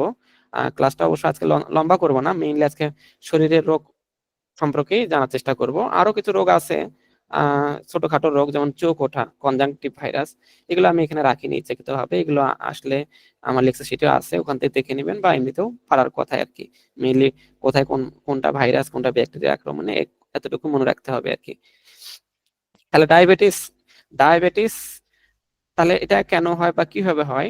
আমাদের শরীরে একটা অনেক হরমোন আছে, তার মধ্যে একটা ইনসুলিন নামে একটা হরমোন আছে। হ্যাঁ, এটা আমাদের শর্করা জাতীয় খাদ্যগুলোকে বিপাকে সাহায্য করে, মানে এটা হজমে সাহায্য করে শর্করাকে। তাহলে এখন এই ইনসুলিন আমাদের উৎপন্ন হয় অগ্নাশয়ের আইলেটস অফ ল্যাঙ্গারহ্যান্স, এই একটা একটা অংশের নামে আর কি। অগ্নাশয়ের যে জায়গায় উৎপন্ন হচ্ছে ইনসুলিন, এই ইনসুলিনটা আমাদের শর্করাকে হজম করতে সাহায্য করে। কোনো কারণে যদি এই ইনসুলিন অগ্নাশয়ের আইলেট অফ ল্যাঙ্গারহ্যান্সের যে অংশটা কোষ, ওখানে যদি কোনো ডিস্টার্ব হয়, কোষগুলো মারা যায়, ইনসুলিন তৈরি যদি বাধাগ্রস্ত হয়, তাহলে আমাদের শর্করা জাতীয় হজম, অর্থাৎ চিনি জাতীয় খাবার, শর্করা, আহ শর্করা জাতীয় খাবারগুলো হজম হয় না সহজে, অর্থাৎ রক্তের ওটার পরিমাণ বেশি থাকে। তাহলে ইনসুলিনের ডিস্টার্বের কারণে, অর্থাৎ ইনসুলিনের শর্টেজের কারণে তখন যে রোগটা হয় সেটাকে বলতেছি আমরা ডায়াবেটিস। তাহলে এটা আমাদের রক্তে গ্লুকোজের মাত্রা বা শর্করার মাত্রা বাড়িয়ে দেয়, তখন এটা হয়। এটা কেন হয়? ইনসুলিন নামক হরমোনে কোষে শর্করা প্রবেশ করতে সাহায্য করে। অনেক সময় ইনসুলিন যদি শরীরে পর্যাপ্ত পরিমাণ ইনসুলিন তৈরি না করতে পারে, তখন আমাদের এই যে শর্করার পরিমাণটা রক্তে সার্টেন আপ ডাউন করে, ফলে আমাদের যে রোগটা হয় এই রোগটার নামই বলা হয় ডায়াবেটিস। তো ডায়াবেটিস দুই প্রকার দেওয়া আছে, টাইপ 1 ডায়াবেটিস, টাইপ 2 ডায়াবেটিস। এটা কি? এই অটো ইমিউন রোগ। এটা আবার কি বললাম? তার মানে অটো মানেই হচ্ছে ওই আমাদের প্যানক্রিয়াসে যে কোষের কথা বলতেছে, যেখানে আমাদের অগ্নাশয় ইনসুলিন তৈরি হয়, ও নিজে নিজে শরীরের রোগ প্রতিরোধ ব্যবস্থাটাই ওই ইনসুলিন তৈরির কোষগুলোকে আক্রমণ করে, মানে নিজের ভালো অঙ্গকে নিজেই গুলি করে মারার মতো অবস্থা, অর্থাৎ নিজেই আক্রমণ করতেছে। হ্যাঁ, অটো ইমিউন রোগ। অটোইমিউন বলতে এটাই বোঝাচ্ছি যে অটোমেটিক নিজ আমাদের যে রক্তে শ্বেত রক্তকণিকা আছে, জীবাণু ধ্বংস করে, শরীরের যে একটা অটো রোগ প্রতিরোধ ক্ষমতা আছে, সেই রোগ প্রতিরোধ ক্ষমতাটা ওটাকে শত্রু হিসেবে চিহ্নিত করে নিজে আক্রমণ করে নষ্ট করে। এই কারণে যেটা হচ্ছে সেটা টাইপ 1 ডায়াবেটিস। আবার অনেক সময় শরীরে বিভিন্ন অসুখ বিসুখের কারণে ইনসুলিন তৈরি করতে পারে না পর্যাপ্ত পরিমাণে, তৈরি হচ্ছে ঠিকই কিন্তু পর্যাপ্ত না, সেটা যে ডায়াবেটিস সেটা হচ্ছে টাইপ 2 ডায়াবেটিস। তো ডায়াবেটিস আমরা জানি জিনগত কারণে হতে পারে, পারিবারিক ইতিহাস, অর্থাৎ জিন। আচ্ছা, জিন কি এটাও তো আমাদের জানার বিষয়, এটাও আছে ক্লাসে পড়ার অংশ। আমরা দেখি সামনে, না পাইলে আমি পরে বলবো, আর পাইলে তো বললাম। তাহলে জিনগত কারণে হতে পারে। আবার জীবনযাত্রার অনেক সময় অতিরিক্ত ওজন, খাওয়া দাওয়ার ব্যাপার স্যাপার, ধূমপান, অর্থাৎ ধূমপানটা সব জায়গায় কমন, মানে যে রোগে আসুক, ফুসফুস বা এই টাইপের পরিচিত রোগগুলো, অন্তত একটা কারণ লেখা যাচ্ছে ধূমপান, মদ্যপান, অস্বাস্থ্যকর খাদ্য গ্রহণ, ওজনের সমস্যা, এই কথাগুলো তো ঘুরে ফিরে আসতেছে, এটা একটা বিষয়। এছাড়া শরীরের হাইপারটেনশন, উচ্চ কোলেস্টেরলের ঝুঁকি ইত্যাদি আমাদের ডায়াবেটিসকে ত্বরান্বিত করে। তাহলে ডায়াবেটিস মেইনলি যে ইনসুলিন নামক হরমোনটা উৎপাদনে ব্যাহত হওয়া, ঠিক আছে, কমে যাওয়া। আর এটা কি কাজ করে? শর্করার নিয়ন্ত্রণ করে শরীরে, রক্তের মধ্যে। তাহলে ডায়াবেটিসের লক্ষণ অতিরিক্ত তৃষ্ণা লাগে, ঘন ঘন প্রস্রাব হওয়া স্বাভাবিক, ওজন হ্রাস পায়, ক্লান্তি, ঝাপসা দৃষ্টি, ধীরে ধীরে শরীরে ক্ষত সারা, মানে ক্ষতটা ধীরে ধীরে সারে, খুব দ্রুত সারে না, ইমিউন সিস্টেম নষ্ট হয়ে যাচ্ছে।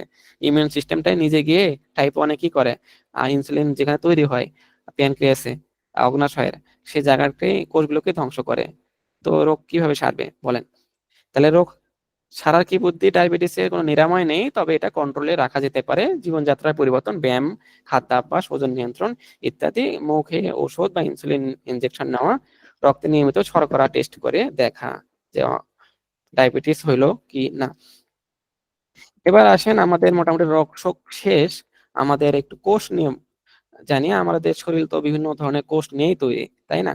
ক্ষুদ্র ক্ষুদ্র, যেমন একটা যে কোনো পরমাণু ইলেকট্রন প্রোটন নিউট্রন দিয়ে তৈরি, আমাদের শরীরও বিভিন্ন কোষ নিয়ে তৈরি। কোষগুলো বিভিন্ন আকৃতি শেপের হয়ে থাকে, কারণ বিভিন্ন কোষের নাম বিভিন্ন রকম। স্নায়ু কোষ একরকম, অর্থাৎ সব বিভিন্ন কোষ বিভিন্ন রকম হতে পারে, তবে সবগুলো কোষকে সমন্বিত ভাবে সবগুলো প্রপার্টিস নিয়ে যদি আমরা একটা চিত্র কল্পনা করি, তাহলে এরকম একটা চিত্র। তো কোষের মধ্যে কি কি থাকে আমাদের দুই একটা নাম বলি আমি এখানে। মাইটোকন্ড্রিয়া, এটাকে আমি আবার বড় করে দেখাইছি এরকম দেখতে, এই যে খাঁজ কাটা খাঁজ কাটা। এই মাইটোকন্ড্রিয়ার কাজ হচ্ছে কোষের মধ্যে পাওয়ার হাউস বলা হয়, হ্যাঁ। আম, এটা আমাদের শক্তি উৎপাদনের কাজ করে। এটা কোষের মধ্যে ওই যে খাদ্য তার মানে শোষণে এটাই মেইনলি ভূমিকা রাখে, গুরুত্বপূর্ণ ভূমিকা, এবং শক্তি তৈরি করে। এটা হচ্ছে মাইটোকন্ড্রিয়া। এই যে মাইটোকন্ড্রিয়া কোষের মধ্যে থাকে। কোষের মধ্যে যে ভিতরে তরল যেটা আছে, এখানে তো তরল দেখা যাচ্ছে না, মানে ফাঁকা জায়গাতে যে তরল থাকে সেটা সাইটোপ্লাজম। আরো অনেক নাম আছে, আমাদের ইম্পর্টেন্ট নামগুলো শুধু জানবো এখান থেকে। এর মধ্যে এই পুরো জিনিসটা হচ্ছে নিউক্লিয়াস। এই যে পুরো জিনিসটা নিউক্লিয়াসকে আমি সাইড করে এখানে দেখাইছি। নিউক্লিয়াস, নিউক্লিয়াসের মধ্যে এই যে পেঁচানো পেঁচানো পেঁচানো পেঁচানো পেঁচানো পেঁচানো যেটা আছে, এটা দেখেন। এটাকে আমরা এখান থেকেও দেখি। হয়ে গেল ক্রোমাটিন কোথায়? এই ক্রোমাটিন আর কি, ক্রোমাটিন। এই সুতা সুতা পেঁচা পেঁচা প্যাঁচ প্যাঁচ প্যাঁচ প্যাঁচ, এই পেঁচাগুলো প্যাঁচ প্যাঁচ জিনিসগুলো এগুলোই হচ্ছে আমাদের ক্রোমাটিন। এগুলোই যদি কেটে কুটে ছোট করে বা প্রতিটাকে আমরা এর মধ্যে ক্রোমোসোম আছে বলতে পারি। তারপর নিউক্লিয়াসের মধ্যে কি থাকে? ক্রোমাটিন আকারে এখানে ক্রোমোসোম থাকে, হ্যাঁ। অর্থাৎ এই যে পেঁয়াজ গুলো, যদি আমরা একটাকে খাড়া দাগ কল্পনা, প্রতিটাই একটা করে কল্পনা করি, এটার মধ্যে অনেকগুলো ক্রোমোজোম আছে। ক্রোমোজোম, আমরা ক্রোমোজোম পড়ছি যে আমাদের 23 জোড়া ক্রোমোজোম আছে। ক্রোমোজোমের মধ্যে 22 জোড়া দেহকোষ সাধারণ ক্রোমোজোম, আর এক জোড়া সেক্স ক্রোমোজোম, অর্থাৎ যেটা আমাদের নারী না পুরুষ ইত্যাদি নিয়ে অর্থাৎ নির্ণয়ে হেল্প করে, সেটা হচ্ছে আমাদের ক্রোমোজোম। অর্থাৎ এই যে সুতাগুলো দেখতেছেন আমাদের ক্রোমোজোম, এই ক্রোমোজোমকে, ক্রোমোজোমের মধ্যে আমরা যদি আরো বিবর্ধিত করি, হ্যাঁ, বিবর্ধিত, এই পাশেটা ভুলে যান, এটা আরএনএ, এখানে অন্য কারণে দেওয়া হয়েছে। ওই ক্রোমোজোম গুলো কেটে আরো যদি বিবর্ধিত করি, তাহলে প্রতিটা ক্রোমোজোম আমার মধ্যে ডিএনএ আছে, হ্যাঁ। ডিএনএ এভাবে অসংখ্য ডিএনএ, ডাবল হেলিক্স, দুই দিকে প্যাচ, হ্যাঁ, মিলে ডিএনএ। ডিএনএ কতগুলো জিনিস দ্বারা তৈরি, নাম রাখেন অ্যাডেনিন। চারটা নাম মনে রাখতে হবে আর কি। এগুলো নিয়ে ডিটেলস আমরা যেহেতু আমরা এই বিষয়ে মাস্টার্স করতেছি না, আমাদের পরীক্ষা উপযোগী করে পড়তেছি, তাহলে ডিএনএ এইভাবে বুঝতে হবে যে আমাদের কোষের মধ্যে নিউক্লিয়াস থাকে, নিউক্লিয়াসের মধ্যে থাকে ক্রোমাটিন, ক্রোমাটিন তন্তু টুনগুলো আসলে ক্রোমোজোমের ক্রোমোজোম গুলোই তো আরো অনেকগুলো মিলে ক্রোমাটিন হয়। তো ক্রোমোজোমের ক্ষুদ্র একক হচ্ছে ডিএনএ। ঠিক আছে, ডিএনএ অনেক লম্বা প্যাঁচ, অনেক লম্বা। আর ডিএনএ যদি কতগুলো ডিএনএ কেটে কুটে যদি আমরা কাটি, অর্থাৎ এটা তো ডিএনএ মাত্র একটা প্যাঁচ, এরকম যে 100টা প্যাঁচ আছে মনে মানে কোটি কোটি প্যাঁচ আছে এইভাবে সামনের দিকে। একটা প্রতিটি জায়গায় এই ডিএনএ গুলো বিভিন্ন তথ্য সংগ্রহ করে, আমাদের যে ক্যারেক্টার, ধর্ম, বংশানুক্রমিক ধর্মই বলেন আপনি, যদি জনন কোষ হয়। তো ওই যে আমাদের আহ, যেমন আমার বাবা কালো ছিল না ফর্সা ছিল, তার ডিএনএ তে একটা নির্দিষ্ট অংশে, একটা নির্দিষ্ট অংশ, যদি আমি এতটুকু কল্পনা করি, এতটুকু না, বোঝেন যে আমি 100টা প্যাঁচের মধ্যে এতটুকু বলতে আমি 50-60টা প্যাঁচ বোঝাচ্ছে আলাদা। এই ডিএনএ এর একটা ক্ষুদ্র অংশ যেখানে একটা বৈশিষ্ট্য লুকিয়ে থাকে বা সংরক্ষিত থাকে, সেটাকে বলা হয় জিন। তো আমি যেহেতু একটাই এখানে ডিএনএ এর ক্ষুদ্র অংশ আঁকছি, এখানে জিন দেখাতে পারতেছি না, এটাই কল্পনা করতেছি যে 100টা পেঁয়াজ, তার মধ্যে এখানে ক্ষুদ্র একটা অংশ যেখানে একটা প্রপার্টি সংরক্ষিত থাকে, সেটা হচ্ছে জিন। তার মানে জিনের তার মানে ডিএনএ এর মধ্যে জিন গুলো থাকে। অর্থাৎ জিন মানে ক্ষুদ্র অংশ যেগুলো বিভিন্ন বৈশিষ্ট্য ধারণ করে। আর সবগুলো বৈশিষ্ট্য মিলেই ডিএনএ বিভিন্ন বৈশিষ্ট্য ধারণ করে। আর ডিএনএ গুলো মিলে ক্রোমোজোম, ক্রোমোজোম গুলো ক্রোমাটিন তন্তু থাকে নিউক্লিয়াসের মধ্যে। ঠিক আছে, তাহলে নিউক্লিয়াস, ক্রোমোসোম, ডিএনএ এবং জিন, এই বিষয়গুলো আমরা জানলাম কোনটা কার মধ্যে কে থাকতেছে। সব বড় নিউক্লিয়াস, তার মধ্যে ক্রোমাটিনের মধ্যে ক্ষুদ্র একটা অংশ, ক্ষুদ্র ক্ষুদ্র অংশকে লোকে বলবো ক্রোমোজোমের অংশ হচ্ছে ডিএনএ অনেক বৈশিষ্ট্য প্রপার্টিস আমাদের সংরক্ষণ করে। তার মধ্যে প্রতিটি প্রপার্টিস যে এলাকা ডিএনএ যে অংশটা সংরক্ষণ করে, প্রতিটি এলাকাকে বলা হয় একটা করে জিন। তাহলে একটা করে জিন, একটা করে ক্যারেক্টার। তাহলে আমার বাবার যে কালো ছিল, তার যে প্রপার্টিস, এটা যদি আমার শরীরের মধ্যে এই কালোর বৈশিষ্ট্যটা না আসলেও হয়তো আমার দাদার থেকে আমার বাবা পাইছে কিছু। অর্থাৎ আমাদের জিন তো অনেক বৈশিষ্ট্য ধারণ করে, সবগুলো প্রকট হয় না, মানে যেটা বৈশিষ্ট্য প্রকাশ পায় ফর্সা বাবার কালো ছেলে এরকম হতে পারে না, তার দেখা গেল না দাদা বা না আরো পর দাদা কালো ছিল হয়তো, অর্থাৎ যে বৈশিষ্ট্য প্রকাশ পাচ্ছে সেটা হচ্ছে প্রকট, আর যেটা পাচ্ছে না সেটা প্রচ্ছন্ন। মানে আমার বাবা ফর্সা ছিল মানে ওনার জিনে সব বৈশিষ্ট্য ফর্সা ছিল তা না, অনেক সময় প্রকট আকারে ছিল ফর্সা আর প্রচ্ছন্ন ছিল কালো। এই জন্য আমি হয়ে গেছি কালো, ওনার প্রচ্ছন্ন বৈশিষ্ট্য আমি পেয়ে এখানে আমার কাছে প্রকট হয়ে গেছে। তবে বেসিক্যালি প্রকট বৈশিষ্ট্যগুলোই পেয়ে থাকে আর কি, এই আর কি। অর্থাৎ বংশানুক্রমিক যে আমাদের আহ এই ডিএনএ মধ্যে যে আমাদের প্রপার্টিজ গুলো সংরক্ষিত থাকে, এর মাধ্যমে বংশানুক্রমিক বৈশিষ্ট্য এক বংশ থেকে আরেক বংশের দিকে ধাবিত হয়।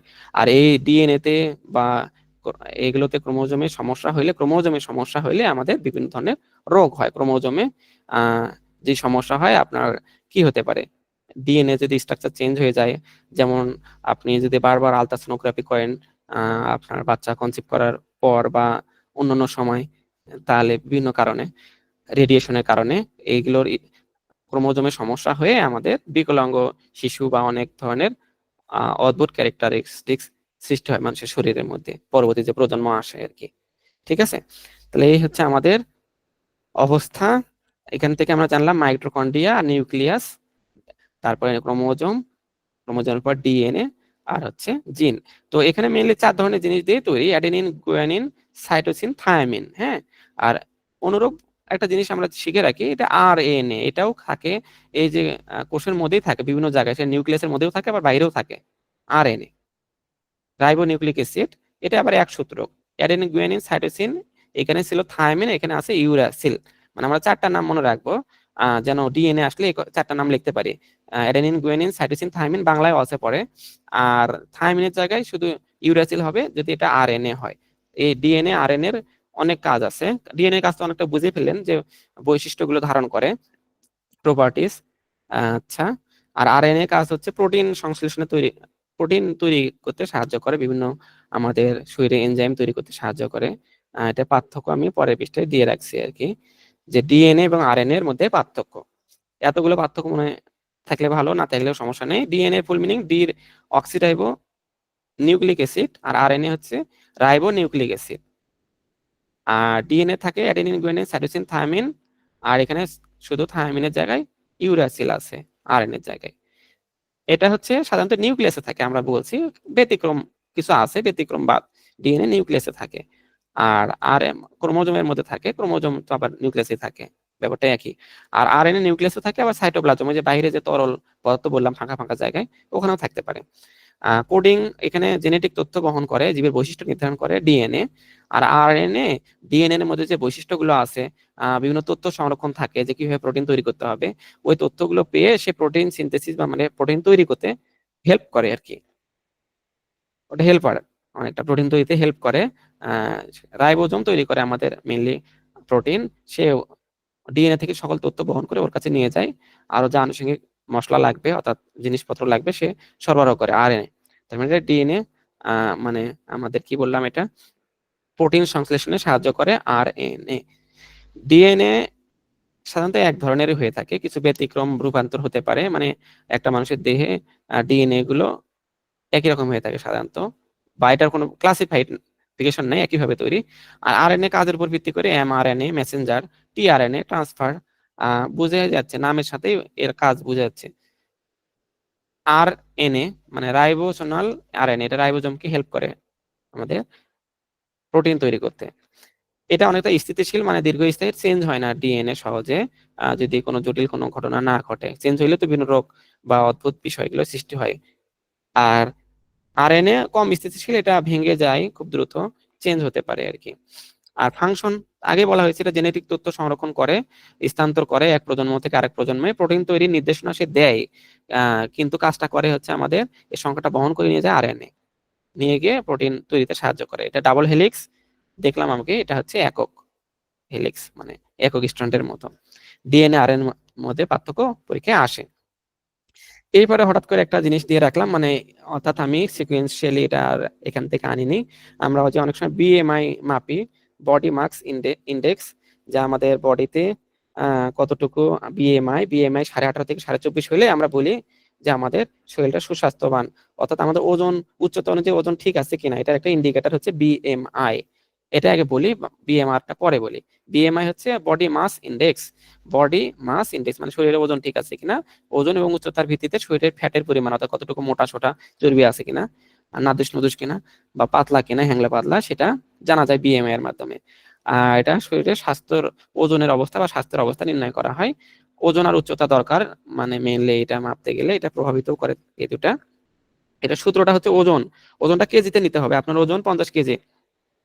আর উচ্চতা যেটা হবে সেটার উপরে স্কোয়ার হবে, কিন্তু উচ্চতাটা ফিটে নিলে হবে না, মিটারে নিতে হবে। যেমন আপনার উচ্চতা 5 ফিট 6 ইঞ্চি বা 6 ফিট, ওটাকে মিটারে কনভার্ট করে ওটাকে স্কোয়ার করবেন। তারপরে উপরে হচ্ছে ওজন কেজিতে, আর নিচে হচ্ছে উচ্চতা মিটারে নিয়ে এটাকে স্কোয়ার করে যে মান আসবে, সেটা যে 18.5 থেকে 24.5 থাকে, তাহলে এটা আপনার শরীর ভালো পর্যায়ে আছে। ঠিক আছে, এসে যদি কম বা বেশি হয়, কম হলে ওয়েট কম, বেশি হলে ওভার ওয়েট, এটা আমাদের একটা স্ট্যান্ডার্ড। আর বিএমআর হচ্ছে কি, বাসাল মেটাবলিক রেট, ওই যে আমরা বিপাক বললাম না, হজম টজম বা শক্তি তৈরি হওয়া, বিএমআরও আসে পরীক্ষা। এটা হচ্ছে মেইনলি বুঝায় আপনি যখন চুপ আছেন, শুয়ে আছেন, ফ্ল্যাট হয়ে শুয়ে আছেন, ভালো লাগতেছে না কিছুই, এই অবস্থায় আপনার শরীর তো চুপ নাই, আপনার ব্রেন কাজ করতেছে, রক্ত চলাচল করতেছে, তাহলে এখানে শক্তি দরকার আছে না। আপনি চুপ থাকলে যে শক্তি খরচ হচ্ছে না তা তো না। আহ তাহলে আপনি চুপচাপ শুয়ে আছেন, এই অবস্থায় বিশ্রামে থাকা অবস্থায় শরীরে কত ক্যালোরি শক্তি দরকার হচ্ছে। তাহলে আপনি যদি শুয়ে থেকে আমার অনেক শক্তি দরকার হয়, তার মানে আপনার শুয়ে থেকেও বেশি খাইতে হবে। আর যদি কারো অনেক কম ক্যালোরি দরকার হয়, শুয়ে আছেন, বডির ফাংশন গুলো করতে কম শক্তি লাগতেছে, তাহলে বোঝা যাচ্ছে যে আপনার বিএমআর কম আসবে। এটা বুঝে আমাদের প্রাথমিক ক্যালোরির চাহিদা কতটুকু, আপনি যদি চুপচাপও থাকেন। তাহলে এটার সাথে কি কি রিলেটেড, আপনার বয়স, উচ্চতা, ওজন এবং লিঙ্গ, এটার যে সূত্র আছে, এটা আবার পুরুষ মহিলাদের ভেদে এটা সূত্রটা ডিফারেন্স আছে। সূত্রটা মুখস্থ রাখার দরকার নেই, এটা একটু মোটামুটি সহজ সূত্র না, আপনার পার্থক্য বা কোনটা কি বুঝাই জানলেই হবে, তবে বিএমআই এর সূত্রটা মনে রাখেন। তো এটা আমাদের শক্তি ব্যয়ের পরিমাণ নির্ধারণ করে, বিএমআর, বেসাল মেটাবলিক রেট। তারপর আমি সূত্রটা দিয়ে রাখছি, একটু দেখি। মেয়েদের ক্ষেত্রে 655 প্লাস 9.6 প্লাস গুণন ওজন প্লাস 1.8 গুণন উচ্চতা, এত এরকম একটা সূত্র আছে। ছেলেদের ক্ষেত্রে আলাদা, এটা 65.5 হওয়ার কথা, 655 কেন, মেবি টাইপিং মিস্টেক বা যেখান থেকে নিয়েছে ওখানে একটু প্রবলেম আছে। তো মেইনলি আমরা বিএমআই দ্বারা বুঝি ফ্যাট, শরীরে চর্বি ঠিক আছে কিনা, মোটা সোটা ঠিক আছে কিনা। বিএমআর মানে শরীরে ঠিকভাবে আমাদের খাদ্যগুলো হজম হচ্ছে কিনা, বা আমরা যখন চুপচাপ থাকি তখন শরীরের খাদ্যের চাহিদা কেমন, বেশি থাকা ভালো না কম থাকা ভালো, এটা একটা বিষয়। আপনি যদি চুপচাপ আছেন, যদি বেশি খাদ্যের দরকার হয়, তাহলে বুঝতে হবে শরীরের কোষগুলো ভালোই ফাংশন, মানে কোনো না কোনো কাজ করতেছে আর কি, অর্থাৎ ব্রেনের যে ফাংশন হওয়ার কথা, এটা আবার খুবই বেশি ভালো না, খুব কমও ভালো না। খুব কম হওয়া মানে বোঝাচ্ছে আপনার শরীরে বিভিন্ন কোষ হয়তো মরে পড়ে আছে, ওখানে কাজ হচ্ছে না। ঠিক আছে, আবার অনেক সময় হতে পারে যে আপনার হার্ট দ্রুত হার্টবিট করতেছে, শক্তি বেশি লাগতেছে, সেটা আবার ক্ষতির কারণ। তো এটা অনেকটা বোঝা যাবে যে আইডল অবস্থায় কতটুকু শক্তির চাহিদা আছে আপনার। এই হচ্ছে আমাদের পাওয়ার পয়েন্ট প্রেজেন্টেশন। এখন 9টার দিকে শুরু করেছে, 9টার দিকে 1 ঘন্টা হয়েছে। আপনারা আর একটু ধৈর্য ধরেন, আমি এই লেকচার শিটে কিছু কিছু বিষয় রাখছি, এগুলোর মধ্যে টুকটাক কিছু বিষয়টা আমি সামনের দিকে এগিয়ে নিয়ে যাই। তারপরও এতটুকু আপনারা শেষ পর্যন্ত তো অনেকে ক্লাসে থাকেন না, আমি আরো আধা ঘন্টা বা কিছুক্ষণ সময় ক্লাসটা কন্টিনিউ করব এখন। আহ একটু এতটুকু রিভিউ দেন, অনেকে রিভিউ না দিয়ে চলে যাচ্ছেন। আমি একজনকে র্যান্ডমলি বলি, নুরুল ইসলাম ভাই আছেন কিনা। এতক্ষণ পর্যন্ত যে পাওয়ার পয়েন্ট প্রেজেন্টেশন আজকে প্রথম নিলাম, যেহেতু ভালো হয় তাহলে ভবিষ্যতে ক্লাসগুলো পাওয়ার পয়েন্ট প্রেজেন্টেশনের মাধ্যমে পুরো ক্লাসটা নেওয়ার চেষ্টা করব। কেমন লাগলো পাওয়ার পয়েন্ট প্রেজেন্টেশন আর আগের ক্লাস যদি করে থাকেন, দুটোর মধ্যে ডিফারেন্স? ক্লাস আমাদের আরো হবে কিন্তু, হ্যাঁ, আরো অনেক কথা আছে, আপনারা লিভ নিচ্ছেন অনেকেই, ক্লাস কিন্তু শেষ হয় না, আমার এখানে অনেক পড়া আছে এখনো। আছেন কি আপনি? আচ্ছা, বাদ দেন, এর আগের ক্লাসগুলো যে করছেন এরকম এমন একজন বলেন যে পাওয়ার পয়েন্ট প্রেজেন্টেশন আর ওয়ার্ডে যে ক্লাস নিতাম দুটোর মধ্যে আহ কোনো বেসিক ডিফারেন্স আছে কিনা, বা একটা হইলেই হইলো। একজন একটু দ্রুত বলেন, আমাদের আরো কয়েকটা টপিকস পড়িয়ে আজকে ক্লাসটা শেষ করে দেবো দ্রুত। আচ্ছা, আমার মনে স্যার হচ্ছে পাওয়ার পয়েন্টে হচ্ছে ভিজুয়ালাইজ করা যায়, হ্যাঁ, আর ম্যাগনেট মানে আগের দিনের তুলনায় আজকেরটা একটু কি বলবো, একটু ভালো জি স্যার, ইমপ্রুভ একটু হয়েছে, হ্যাঁ। ভালো ছিল। জি জি, ঠিক আছে। আমি তাহলে এর পরবর্তীতে পরের ক্লাসগুলো পাওয়ার পয়েন্টে পুরোটাই নেওয়ার করব, চেষ্টা করব। পাওয়ার পয়েন্ট একটু সাজাইতে সময় লাগে আর কি। তো আমি দেখি দুই একটা আর রোগ সম্পর্কে পড়ানো যায় কিনা। আপনাদের এর পরের দিন যে ক্লাসটা হবে ওটা হচ্ছে উদ্ভিদ নিয়ে, হ্যাঁ। অর্থাৎ ওখানে আমাদের কোষ, কি বলে, সরল কোষ, জটিল কোষ, তার কোষ বিভাজন ইত্যাদি গুলো নিয়ে আলোচনা করব। আর কেউ কিছু বলতে চাচ্ছেন নাকি? মাইক্রোফোন মনে হয় কার অন আছে নাকি?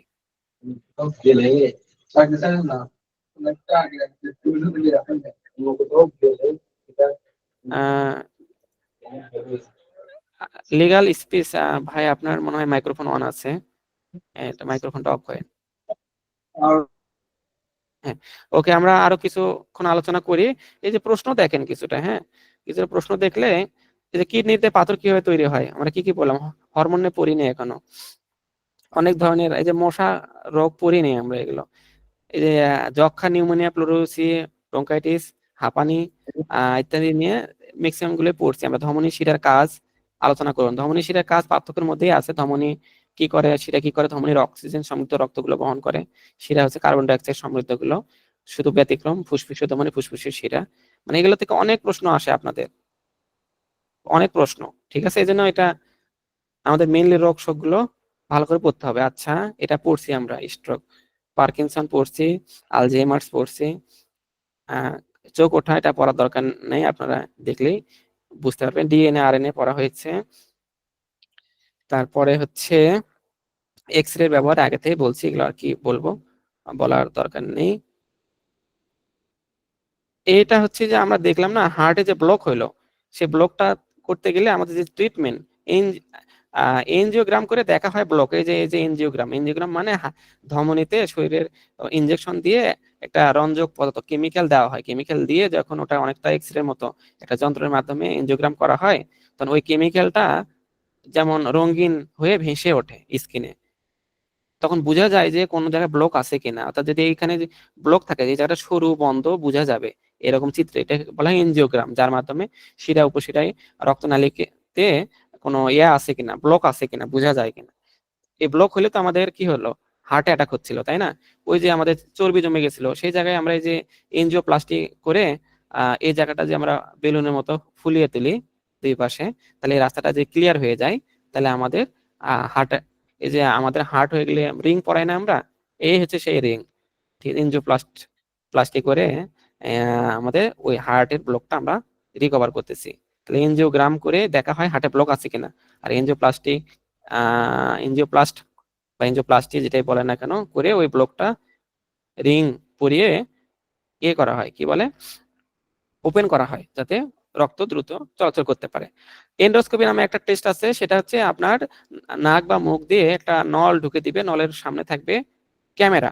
সেই ক্যামেরা যেদিক দিয়ে যাবে, আপনার পেটের মধ্যে গেলে পেটের মধ্যে ওখানে ক্যান্সার মানে আলসার হয়েছে কিনা, বা কোষগুলো কেমন, বা কোনো ঘাটা আছে কিনা দেখা যায়, স্কিনের মধ্যে ভেসে ওঠে। সামনে ক্যামেরা থাকে, খুবই সিম্পল একটা বিষয়। অর্থাৎ এটা পাকস্থলী অন্ত্র পরীক্ষা করে দেখে, শ্বাসনালী পরীক্ষা করে দেখে কোথাও কোথাও কোনো সমস্যা আছে কি না। এরপরে দেখেন, অনেক সময় যে বুকের মধ্যে দেখেন না ইসিজি করা হয়, ইসিজি মানে এখানে এই যে আমাদের বিভিন্ন ইলেকট্রোড বসিয়ে যন্ত্রের মধ্যে বসানো হয়, বিভিন্ন গ্রাফ ওঠে। অর্থাৎ হৃৎপিণ্ডের যে হার্টের স্পন্দন আছে, এই সিস্টোলিক ডায়াস্টোলিক চাপের কারণে একবার চাপ সংকুচিত, একবার প্রসারিত হচ্ছে, এই কারণে যে সিগন্যাল তৈরি হচ্ছে, সেই সিগন্যাল গুলো ডাক্তাররা বিশ্লেষণ করে বোঝে যে এটা কি বারবার থেমে থেমে হচ্ছে, না কন্টিনিউয়াস যেভাবে সুষমভাবে হওয়ার কথা সেভাবে হচ্ছে। মারা গেলে তো এই সিগন্যালটা জিরো হয়ে যায়, সিগন্যাল তৈরি হয় না। তাহলে ইলেকট্রোকার্ডিওগ্রাম, ইসিজি, তাহলে আমাদের চিত্র ভিজুয়ালাইজ মাথায় রাখলে বলতে পারবো, যেটা ইলেকট্রোড বুকের মধ্যে দেওয়া হয়, সিগন্যাল গ্রহণ করে হৃদ স্পন্দন, আর সিগন্যাল গুলো এখানে বিশ্লেষণ করে বোঝা যায় তার হার্টের অনিয়মিত ভাবে সিগন্যাল তৈরি হচ্ছে কিনা, মানে হার্টে কোনো সমস্যা আছে কিনা। ঠিক আছে, তারপরে হচ্ছে ইইজি, ইলেকট্রো ইলেকট্রো এনসেফালোগ্রাম, মানে এটা অনেকটা, এটা দেখলেন বুকের মধ্যে, এটা হচ্ছে মাথায়। তাহলে মাথায় দিয়ে যদি সিগন্যাল নেওয়া হয়, তার মানে এটা অনেক জটিল প্রক্রিয়া আরো।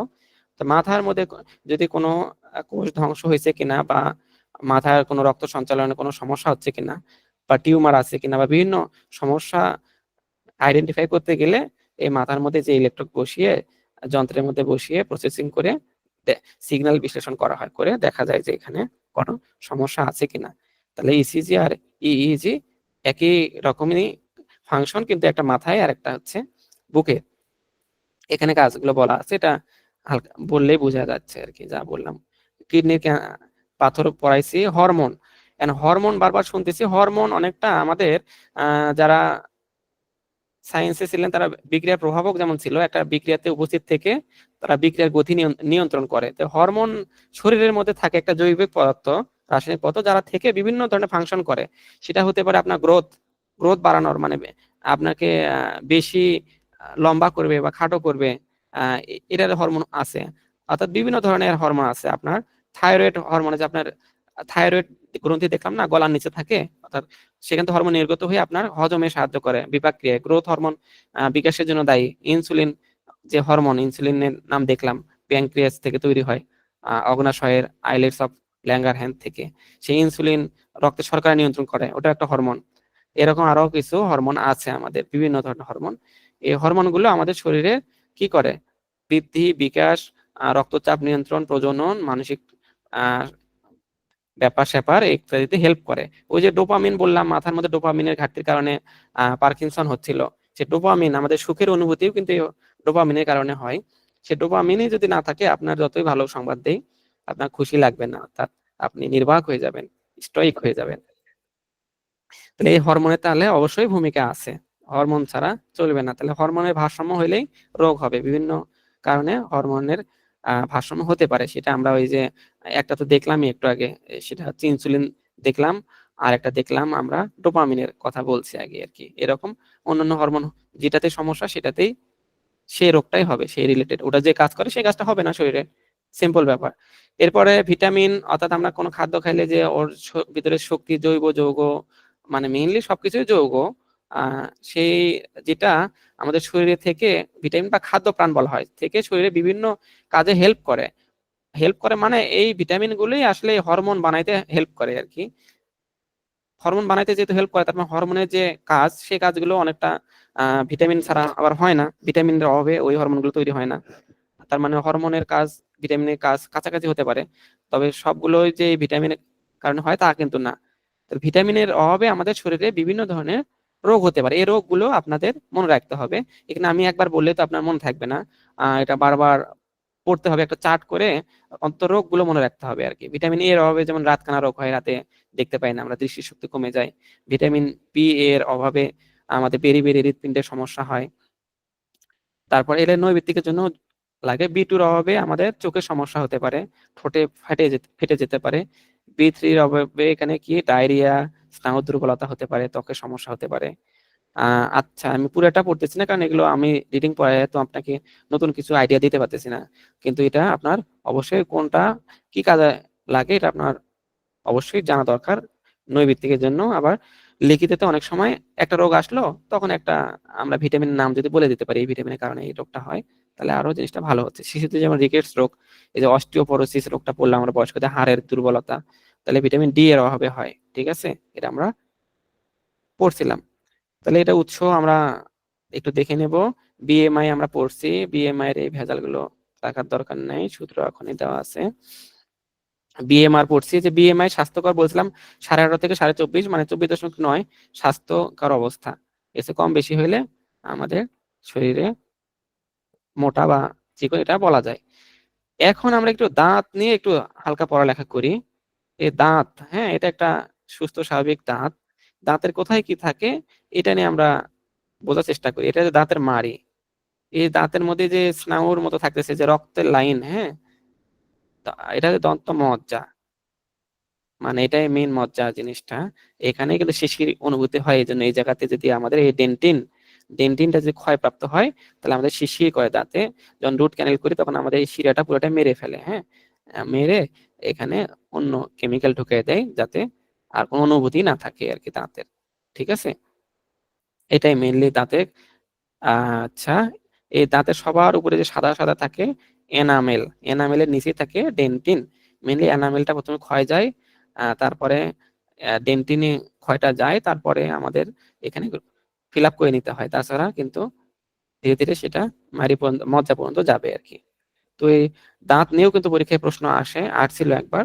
তো তাতে বিভিন্ন অংশের নামগুলো আমাদের অন্তত জানতে হবে। প্রথমে থেকে রক্ত জালক ভিতরেরটা বাদই দেন, এনামেল প্রথম উপরেটা, তার নিচে যে ডেন্টিন থাকে, তার ভিতরে থাকে মজ্জা, স্নায়ু, স্নায়ু রজ্জু, মজ্জা, এখানে রক্ত নালী টালি থাকে। এর বাহিরের দিকে যে থাকতেছে এটা একটা সিমেন্ট, একটা লেয়ার, এই যে লেয়ার সিমেন্ট, আর এই পাশে চোয়াল থাকতেছে। এই কয়েকটা নাম অন্তত বলতে হবে পরীক্ষায়, যেহেতু আসেই। আচ্ছা, আমি কি বডির চিত্র, এই যে এটা তো রক্ত সঞ্চালন ক্রিয়া আমি দেখাইছি ওখানে চিত্রের মাধ্যমে।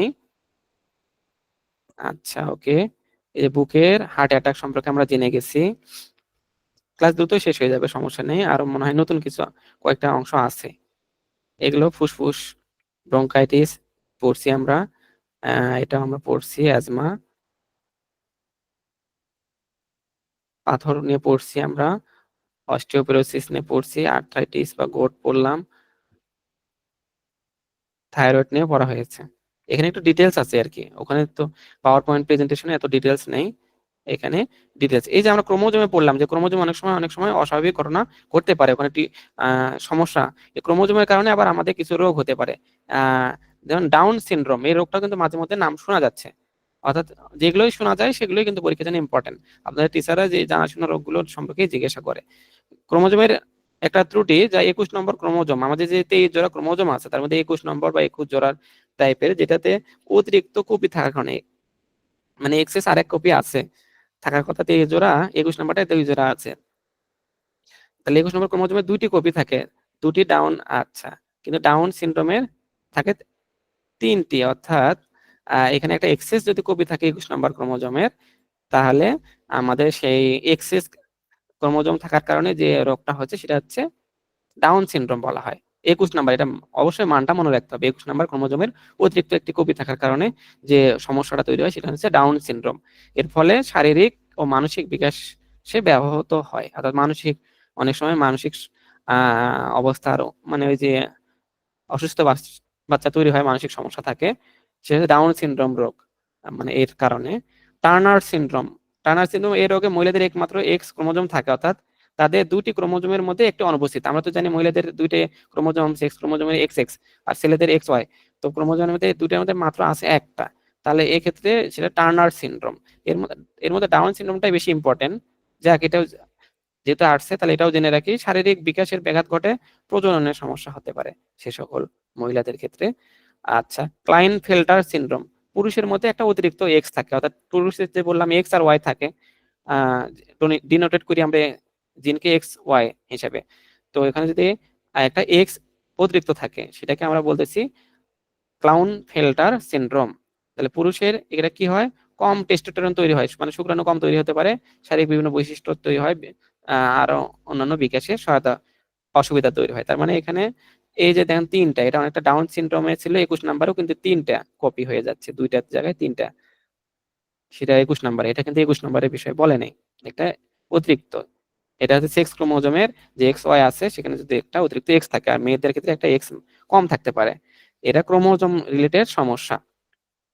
জিন থেরাপি, ওই যে জিন তো বলছি, ক্রোমোজোমের মধ্যে ডিএনএ এর একটা ক্ষুদ্র অংশ যেখানে বিভিন্ন বৈশিষ্ট্য ধারণ করে, একটা করে বৈশিষ্ট্য যে জায়গা ধারণ করে ডিএনএ এর অংশ, সেটাকে আমরা জিন বলি। তো জিন থেরাপি অনেক সময় যে আমাদের ক্রোমোজোমের ত্রুটি থাকতেছে, থেরাপির মাধ্যমে ওটাকে ত্রুটিটা থেরাপি প্রয়োগ করে, সূক্ষ্ম থেরাপি প্রয়োগ করে ওই জায়গার আমাদের আহ কি কি করা হয়, চিকিৎসা করে ক্ষতিকারকটাকে অপসারণ করে ওখানে সুস্থ একটা জিন ওখানে বসিয়ে দেওয়া হয়। এভাবে বাচ্চা হওয়ার আগে যদি এরকম জিনের কোনো প্রবলেম থাকলে প্রবলেমটা সলভ করা হয়, যেমন ডাউন সিনড্রোম দেখলাম, তাহলে সেটা সুস্থ বাচ্চা হয়ে যাবে। তাহলে এটা যে জিন থেরাপি, অর্থাৎ জিনের ক্রোমোজোমাল ত্রুটিগুলো যে থেরাপির মাধ্যমে, চিকিৎসার মাধ্যমে সারানো হয়। তাহলে জিন তো আগেই বলছি, বারবার আবার আসতেছে, ডিএনএ এর একটা অংশ যা একটা নির্দিষ্ট বৈশিষ্ট্য ধারণ করে, সেটা প্রতিটা বৈশিষ্ট্যই কোনো না কোনো একটা কাজ করে। জিনের কাজ কি কি, প্রোটিন তৈরি, যেমন আচ্ছা, এগুলো যা যা কাজ আছে তাই এর আগে যেটা বলেছি। আচ্ছা, জিনের মিউটেশন হলো জিনের সিকোয়েন্সে পরিবর্তন বা ত্রুটি। মিউটেশন এমন একটি নতুন বৈশিষ্ট্য তৈরি করতে পারে, কখনো কখনো স্বাস্থ্যগত সমস্যা তৈরি হতে পারে। কিছু মিউটেশন ভালো, যেমন এটি পরিবেশের সাথে সামঞ্জস্য রাখে, অর্থাৎ অনেক সময় জিনের মিউটেশন ঘটে। আমরা অনেক সময় দেখি না, একটা গাছের সাথে আরেকটা গাছের জিনের মিউটেশন ঘটিয়ে একটা উচ্চ ফলনশীল জাত তৈরি করতেছে। অথবা দেখা যাচ্ছে যে একটা গাছে পোকা আক্রমণ করে না, তাহলে যে কারণে পোকা আক্রমণ করে না আরেকটা গাছে করে, যে কারণে ওই জিনটা যদি রিপ্লেস করে দেয়, তাহলে আমাদের ফসলটা নষ্ট হবে না, ওই গাছটা পোকামাকড় আক্রমণ কম করবে। অর্থাৎ জিনের মিউটেশন ঘটিয়ে এটা করা যায়। আবার মানুষের ক্ষেত্রে হইলে নেগেটিভও হতে পারে, এই আর কি। এটা অনেক সময় আমাদের এটা, আচ্ছা, এত ডিটেলস পাওয়ার দরকার নাই, এটা আমি এখান থেকে, কারণ আপনাদের এত গভীর থেকে প্রশ্ন আসবে না আর কি। জিনের উত্তরাধিকার এক বংশানুক্রমিক ভাবে জিনের বৈশিষ্ট্যগুলো অর্থাৎ ডিএনএ বৈশিষ্ট্যগুলো এক জায়গা থেকে আরেক জায়গায় আসে। মানে পিতৃতা মানে পিতা থেকে সন্তান এইভাবে ধীরে ধীরে আসে। তবে পিতার সব বৈশিষ্ট্য আসে তা না, সব বৈশিষ্ট্য আসলেও সবগুলো প্রকট হয় না, অর্থাৎ সব বৈশিষ্ট্য দেখা যাচ্ছে না, হয়তো তার নাতি পুতিরা গিয়ে ওই বৈশিষ্ট্য পেতে পারে আবার। ঠিক আছে। আমাদের আরেকটা রোগ হচ্ছে বর্ণাঢ্য, অর্থাৎ আমরা অনেক সময় অনেক লোক আছে রেটিনার যে রড কোন আর কোন কোষ আছে রেটিনার মধ্যে, যে কোষগুলো দেখতে সিগন্যাল নিতে সাহায্য করে, ওখানে সমস্যার কারণে আমরা রঙের আমাদের যে লাল সবুজ নীল এগুলোর মধ্যে পার্থক্য করতে পারি না, দেখতে সমস্যা হয়, বুঝি না সহজে রঙের পার্থক্য, সেটা হচ্ছে বর্ণাঢ্য।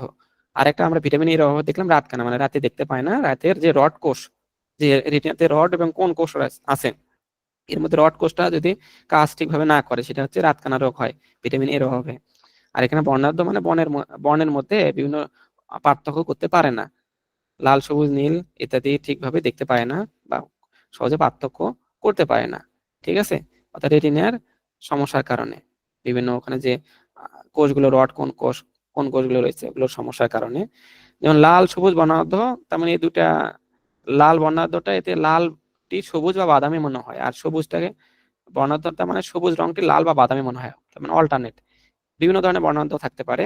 পূর্ণ বর্ণাঢ্যতা মানে কোনো অবস্থাতে কোনো রং দেখতে পারে না, শুধুমাত্র সাদা কালো দেখে, এটা তাহলে একটা বিরল রোগ এই আর কি।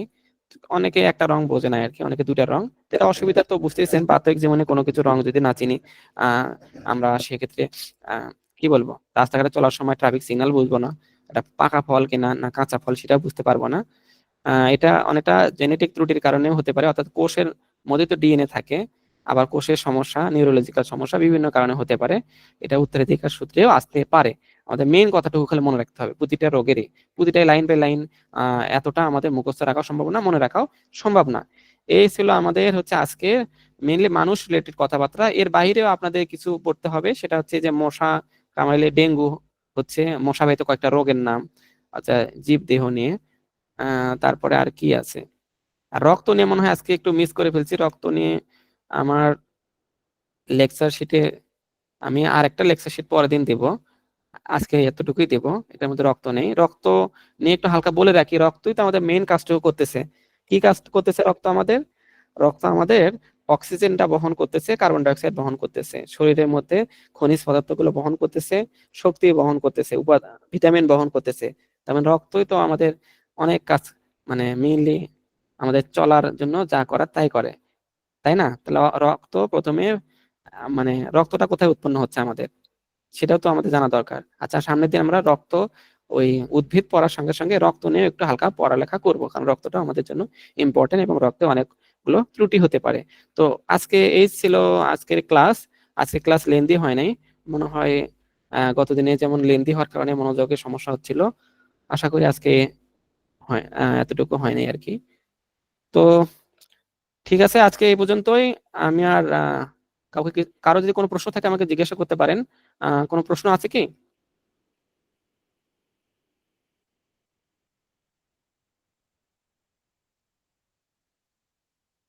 একজন একটু বলেন কোনো প্রশ্ন আছে কিনা, না থাকলে আমি শেষ করে দেব। নো ভাই, আমার প্রশ্ন হ্যাঁ, জি, হ্যাঁ ভাই, কে প্রশ্ন করতে চাইলেন একটু? হ্যাঁ, জি জি, আমি শুনতে পাচ্ছি। জি স্যার, আমার প্রশ্নটা হচ্ছে স্যার, আমরা যেই রিটেনের প্রশ্নগুলো স্যার স্যার এটা হ্যাঁ, কোথা থেকে অ্যান্টিসিপেট করতে পারবো, মানে কোন গাইড বা কোথায় গেলে যে প্রশ্নগুলো আচ্ছা আসতে আচ্ছা, পারবে এটার ব্যাপারে আইডিয়া পাবো বা হ্যাঁ, কমন এটা পাবো? আইডিয়াটা আমি দিলাম, যেমন প্রিভিয়াস প্রশ্নগুলো আমি প্রতিটি লেকচার শিটে দিচ্ছি। আমি যেটা বায়োলজির অংশটা খেয়াল করলাম সেটা হচ্ছে খুবই সিম্পল বিষয়, বায়োলজির বই ক্লাস 9-এর বায়োলজি বই থেকে আসতেছে, গত কয়েকবারের প্রশ্নগুলো সবই দেখলাম, ওটা থেকে বায়োলজিটা আসতেছে। এর মানে কি পুরো বইটা পড়তে হবে? না, এই জন্য আমি লেকচার শিটে ইম্পর্টেন্ট পয়েন্ট গুলো আনছি। এটা অন্তত খুঁজে পাওয়া যাচ্ছে, এটা বায়োলজি থেকে আসতেছে। তবে হ্যাঁ, এটার জন্য মানব দেহ রিলেটেড যেগুলো আসতেছে সেগুলো খুবই পরিচিত রোগ সম্পর্কে আসতেছে, অর্থাৎ সচরাচর যেগুলো আলোচিত হচ্ছে রাস্তাঘাটে আমাদের হচ্ছে, এই রোগগুলো নিয়েই হার্ট অ্যাটাক, কিডনিতে পাথর, এটা সেটা এইগুলো প্রশ্ন আসতেছে। অর্থাৎ এটা কিন্তু মুখস্থ জ্ঞান না, এটা একটা বেসিক নলেজ টাইপের।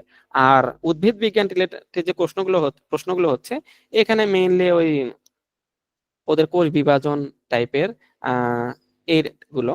আর আমাদের মানব দেহের সাথে আরেকটা অংশ আছে যে খাদ্য, সুষম খাদ্য, তারপরে হচ্ছে ভিটামিন, যে একটু হালকা বললাম ভিটামিন, আহ এই টাইপের প্রশ্নগুলো হচ্ছে। অর্থাৎ বেসিক বায়োলজি প্রশ্নটা যে খেয়াল করেন দেখবেন যে উদ্ভিদ বিজ্ঞান অংশটা বাদ দিলে, যে এটা প্রাণী বিজ্ঞান, মানুষ রিলেটেড, সেগুলো আমাদের পরিচিত জিনিস, রক্ত, খাদ্য, ভিটামিন, রোগ, এগুলো নিয়ে আসবে।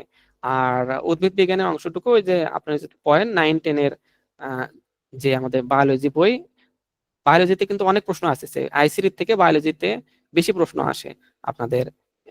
গত কয়েকবারের প্রশ্ন যদি দেখেন বায়োলজি থেকেই বেশি মার্কের প্রশ্ন থাকে, তার মানে আমাদের এটার জন্য খুবই ইম্পর্টেন্ট। আপনি যে একটা বই খালি ফলো করেন বায়োলজি অংশটুকুর জন্য 9-10 এর, তাহলে কিন্তু এনাফ হবে আমি মনে করি। এর বাইরে যদি আসে তাহলে ওটা দুর্ভাগ্য, বা ওটা যদি কমন পড়ে ভালো, না পারলে করার কিছু নেই, কারণ এত পড়ে যদি না কমন পড়ে। তো এর মধ্যে ইম্পর্টেন্ট টপিকস গুলো আমি এখানে আনার চেষ্টা করছি। আমি আজকের ক্লাস পরের ক্লাস মিলে একটা পূর্ণাঙ্গ লেকচার শিট দিব, তবে আজকের ক্লাসের লেকচার শিটটাও দিব আর কি, তবে শেষের দিন আর একটা পূর্ণাঙ্গ লেকচার শিট দিব আর কি। এটা গেল বায়োলজির অংশটা।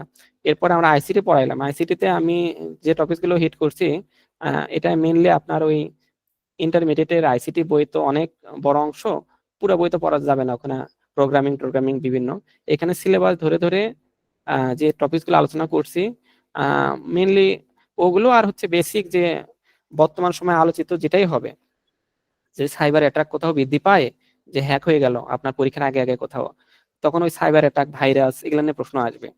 চ্যাট জিপিটির মতো যে নতুন কোনো টেকনোলজি আসে তাহলে ওই টেকনোলজি নিয়ে প্রশ্ন আসবে। আর যদি না আসে, আহ প্রাথমিক যে জ্ঞানগুলো, অপারেটিং সিস্টেম, সফটওয়্যার, হার্ডওয়্যার, এর দুটোর মধ্যে পার্থক্য, এই টাইপের মানে নর্মাল প্রশ্নগুলো আসবে। বুঝতে পারছেন? আপনাদের প্রশ্নগুলো বেশ, সায়েন্সের প্রশ্নগুলো বেশ খুব সুন্দর করে আর কি, মুখস্থ জ্ঞানের চেয়ে প্র্যাকটিক্যাল নলেজ বেশি, এগুলো টাইপের প্রশ্ন বেশি করে। এটা গেল আইসিটির বিষয়। ফিজিক্সের প্রশ্ন আমি যেগুলো ক্লাসগুলো করাইছি ওই টাইপগুলোই, অর্থাৎ আপনি ওই টপিকস গুলো খেয়াল করেন, আশা করি ওই টপিকস গুলোর মধ্যেই প্রশ্ন আসবে, আর বাহির থেকে আসার কথা নাই আর কি। ঠিক আছে, এই যে গেল ফিজিক্স। আর কেমিস্ট্রি এখনো যেহেতু পড়াই নেই, আমি রিসার্চ করিনি, এটা শেষের ক্লাসটা কেমিস্ট্রি আছে, কালকের ক্লাস হচ্ছে, মানে নেক্সট ক্লাস হচ্ছে বায়োলজির একটা অংশ, শেষ ক্লাসে গিয়ে কেমিস্ট্রিটা যখন রিসার্চ করব তখন ওটা সম্পর্কে আমি বলবো আর কি। ঠিক আছে, তার মানে আমাদের বিষয়টা এতটুকুই ব্রাদার। আজকের বায়োলজিটার অন্তত ওই 9-10 এর বইটা এনাফ আর কি ওটার জন্য। ঠিক আছে, জি স্যার।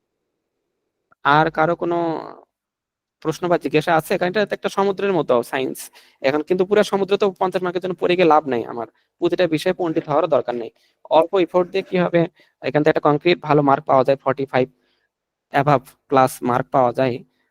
সেই চেষ্টা করতে হবে আমাদের, কারণ এখানে যে এগিয়ে যাবে লতে গিয়ে তো সবার মার্ক কাছাকাছি থাকবে। আইন তো আর কনসেপ্ট তো ওখানে সবাই একই রকমই লিখবে, তাই না? তো আর কারো কোনো সমস্যা বা কোনো জিজ্ঞাসা আছে কি?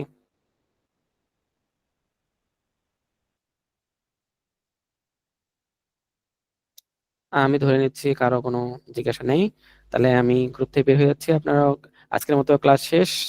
আসসালামু আলাইকুম ওয়া রাহমাতুল্লাহি ওয়া বারাকাতুহু। সবাই ভালো থাকবেন। আল্লাহ হাফেজ।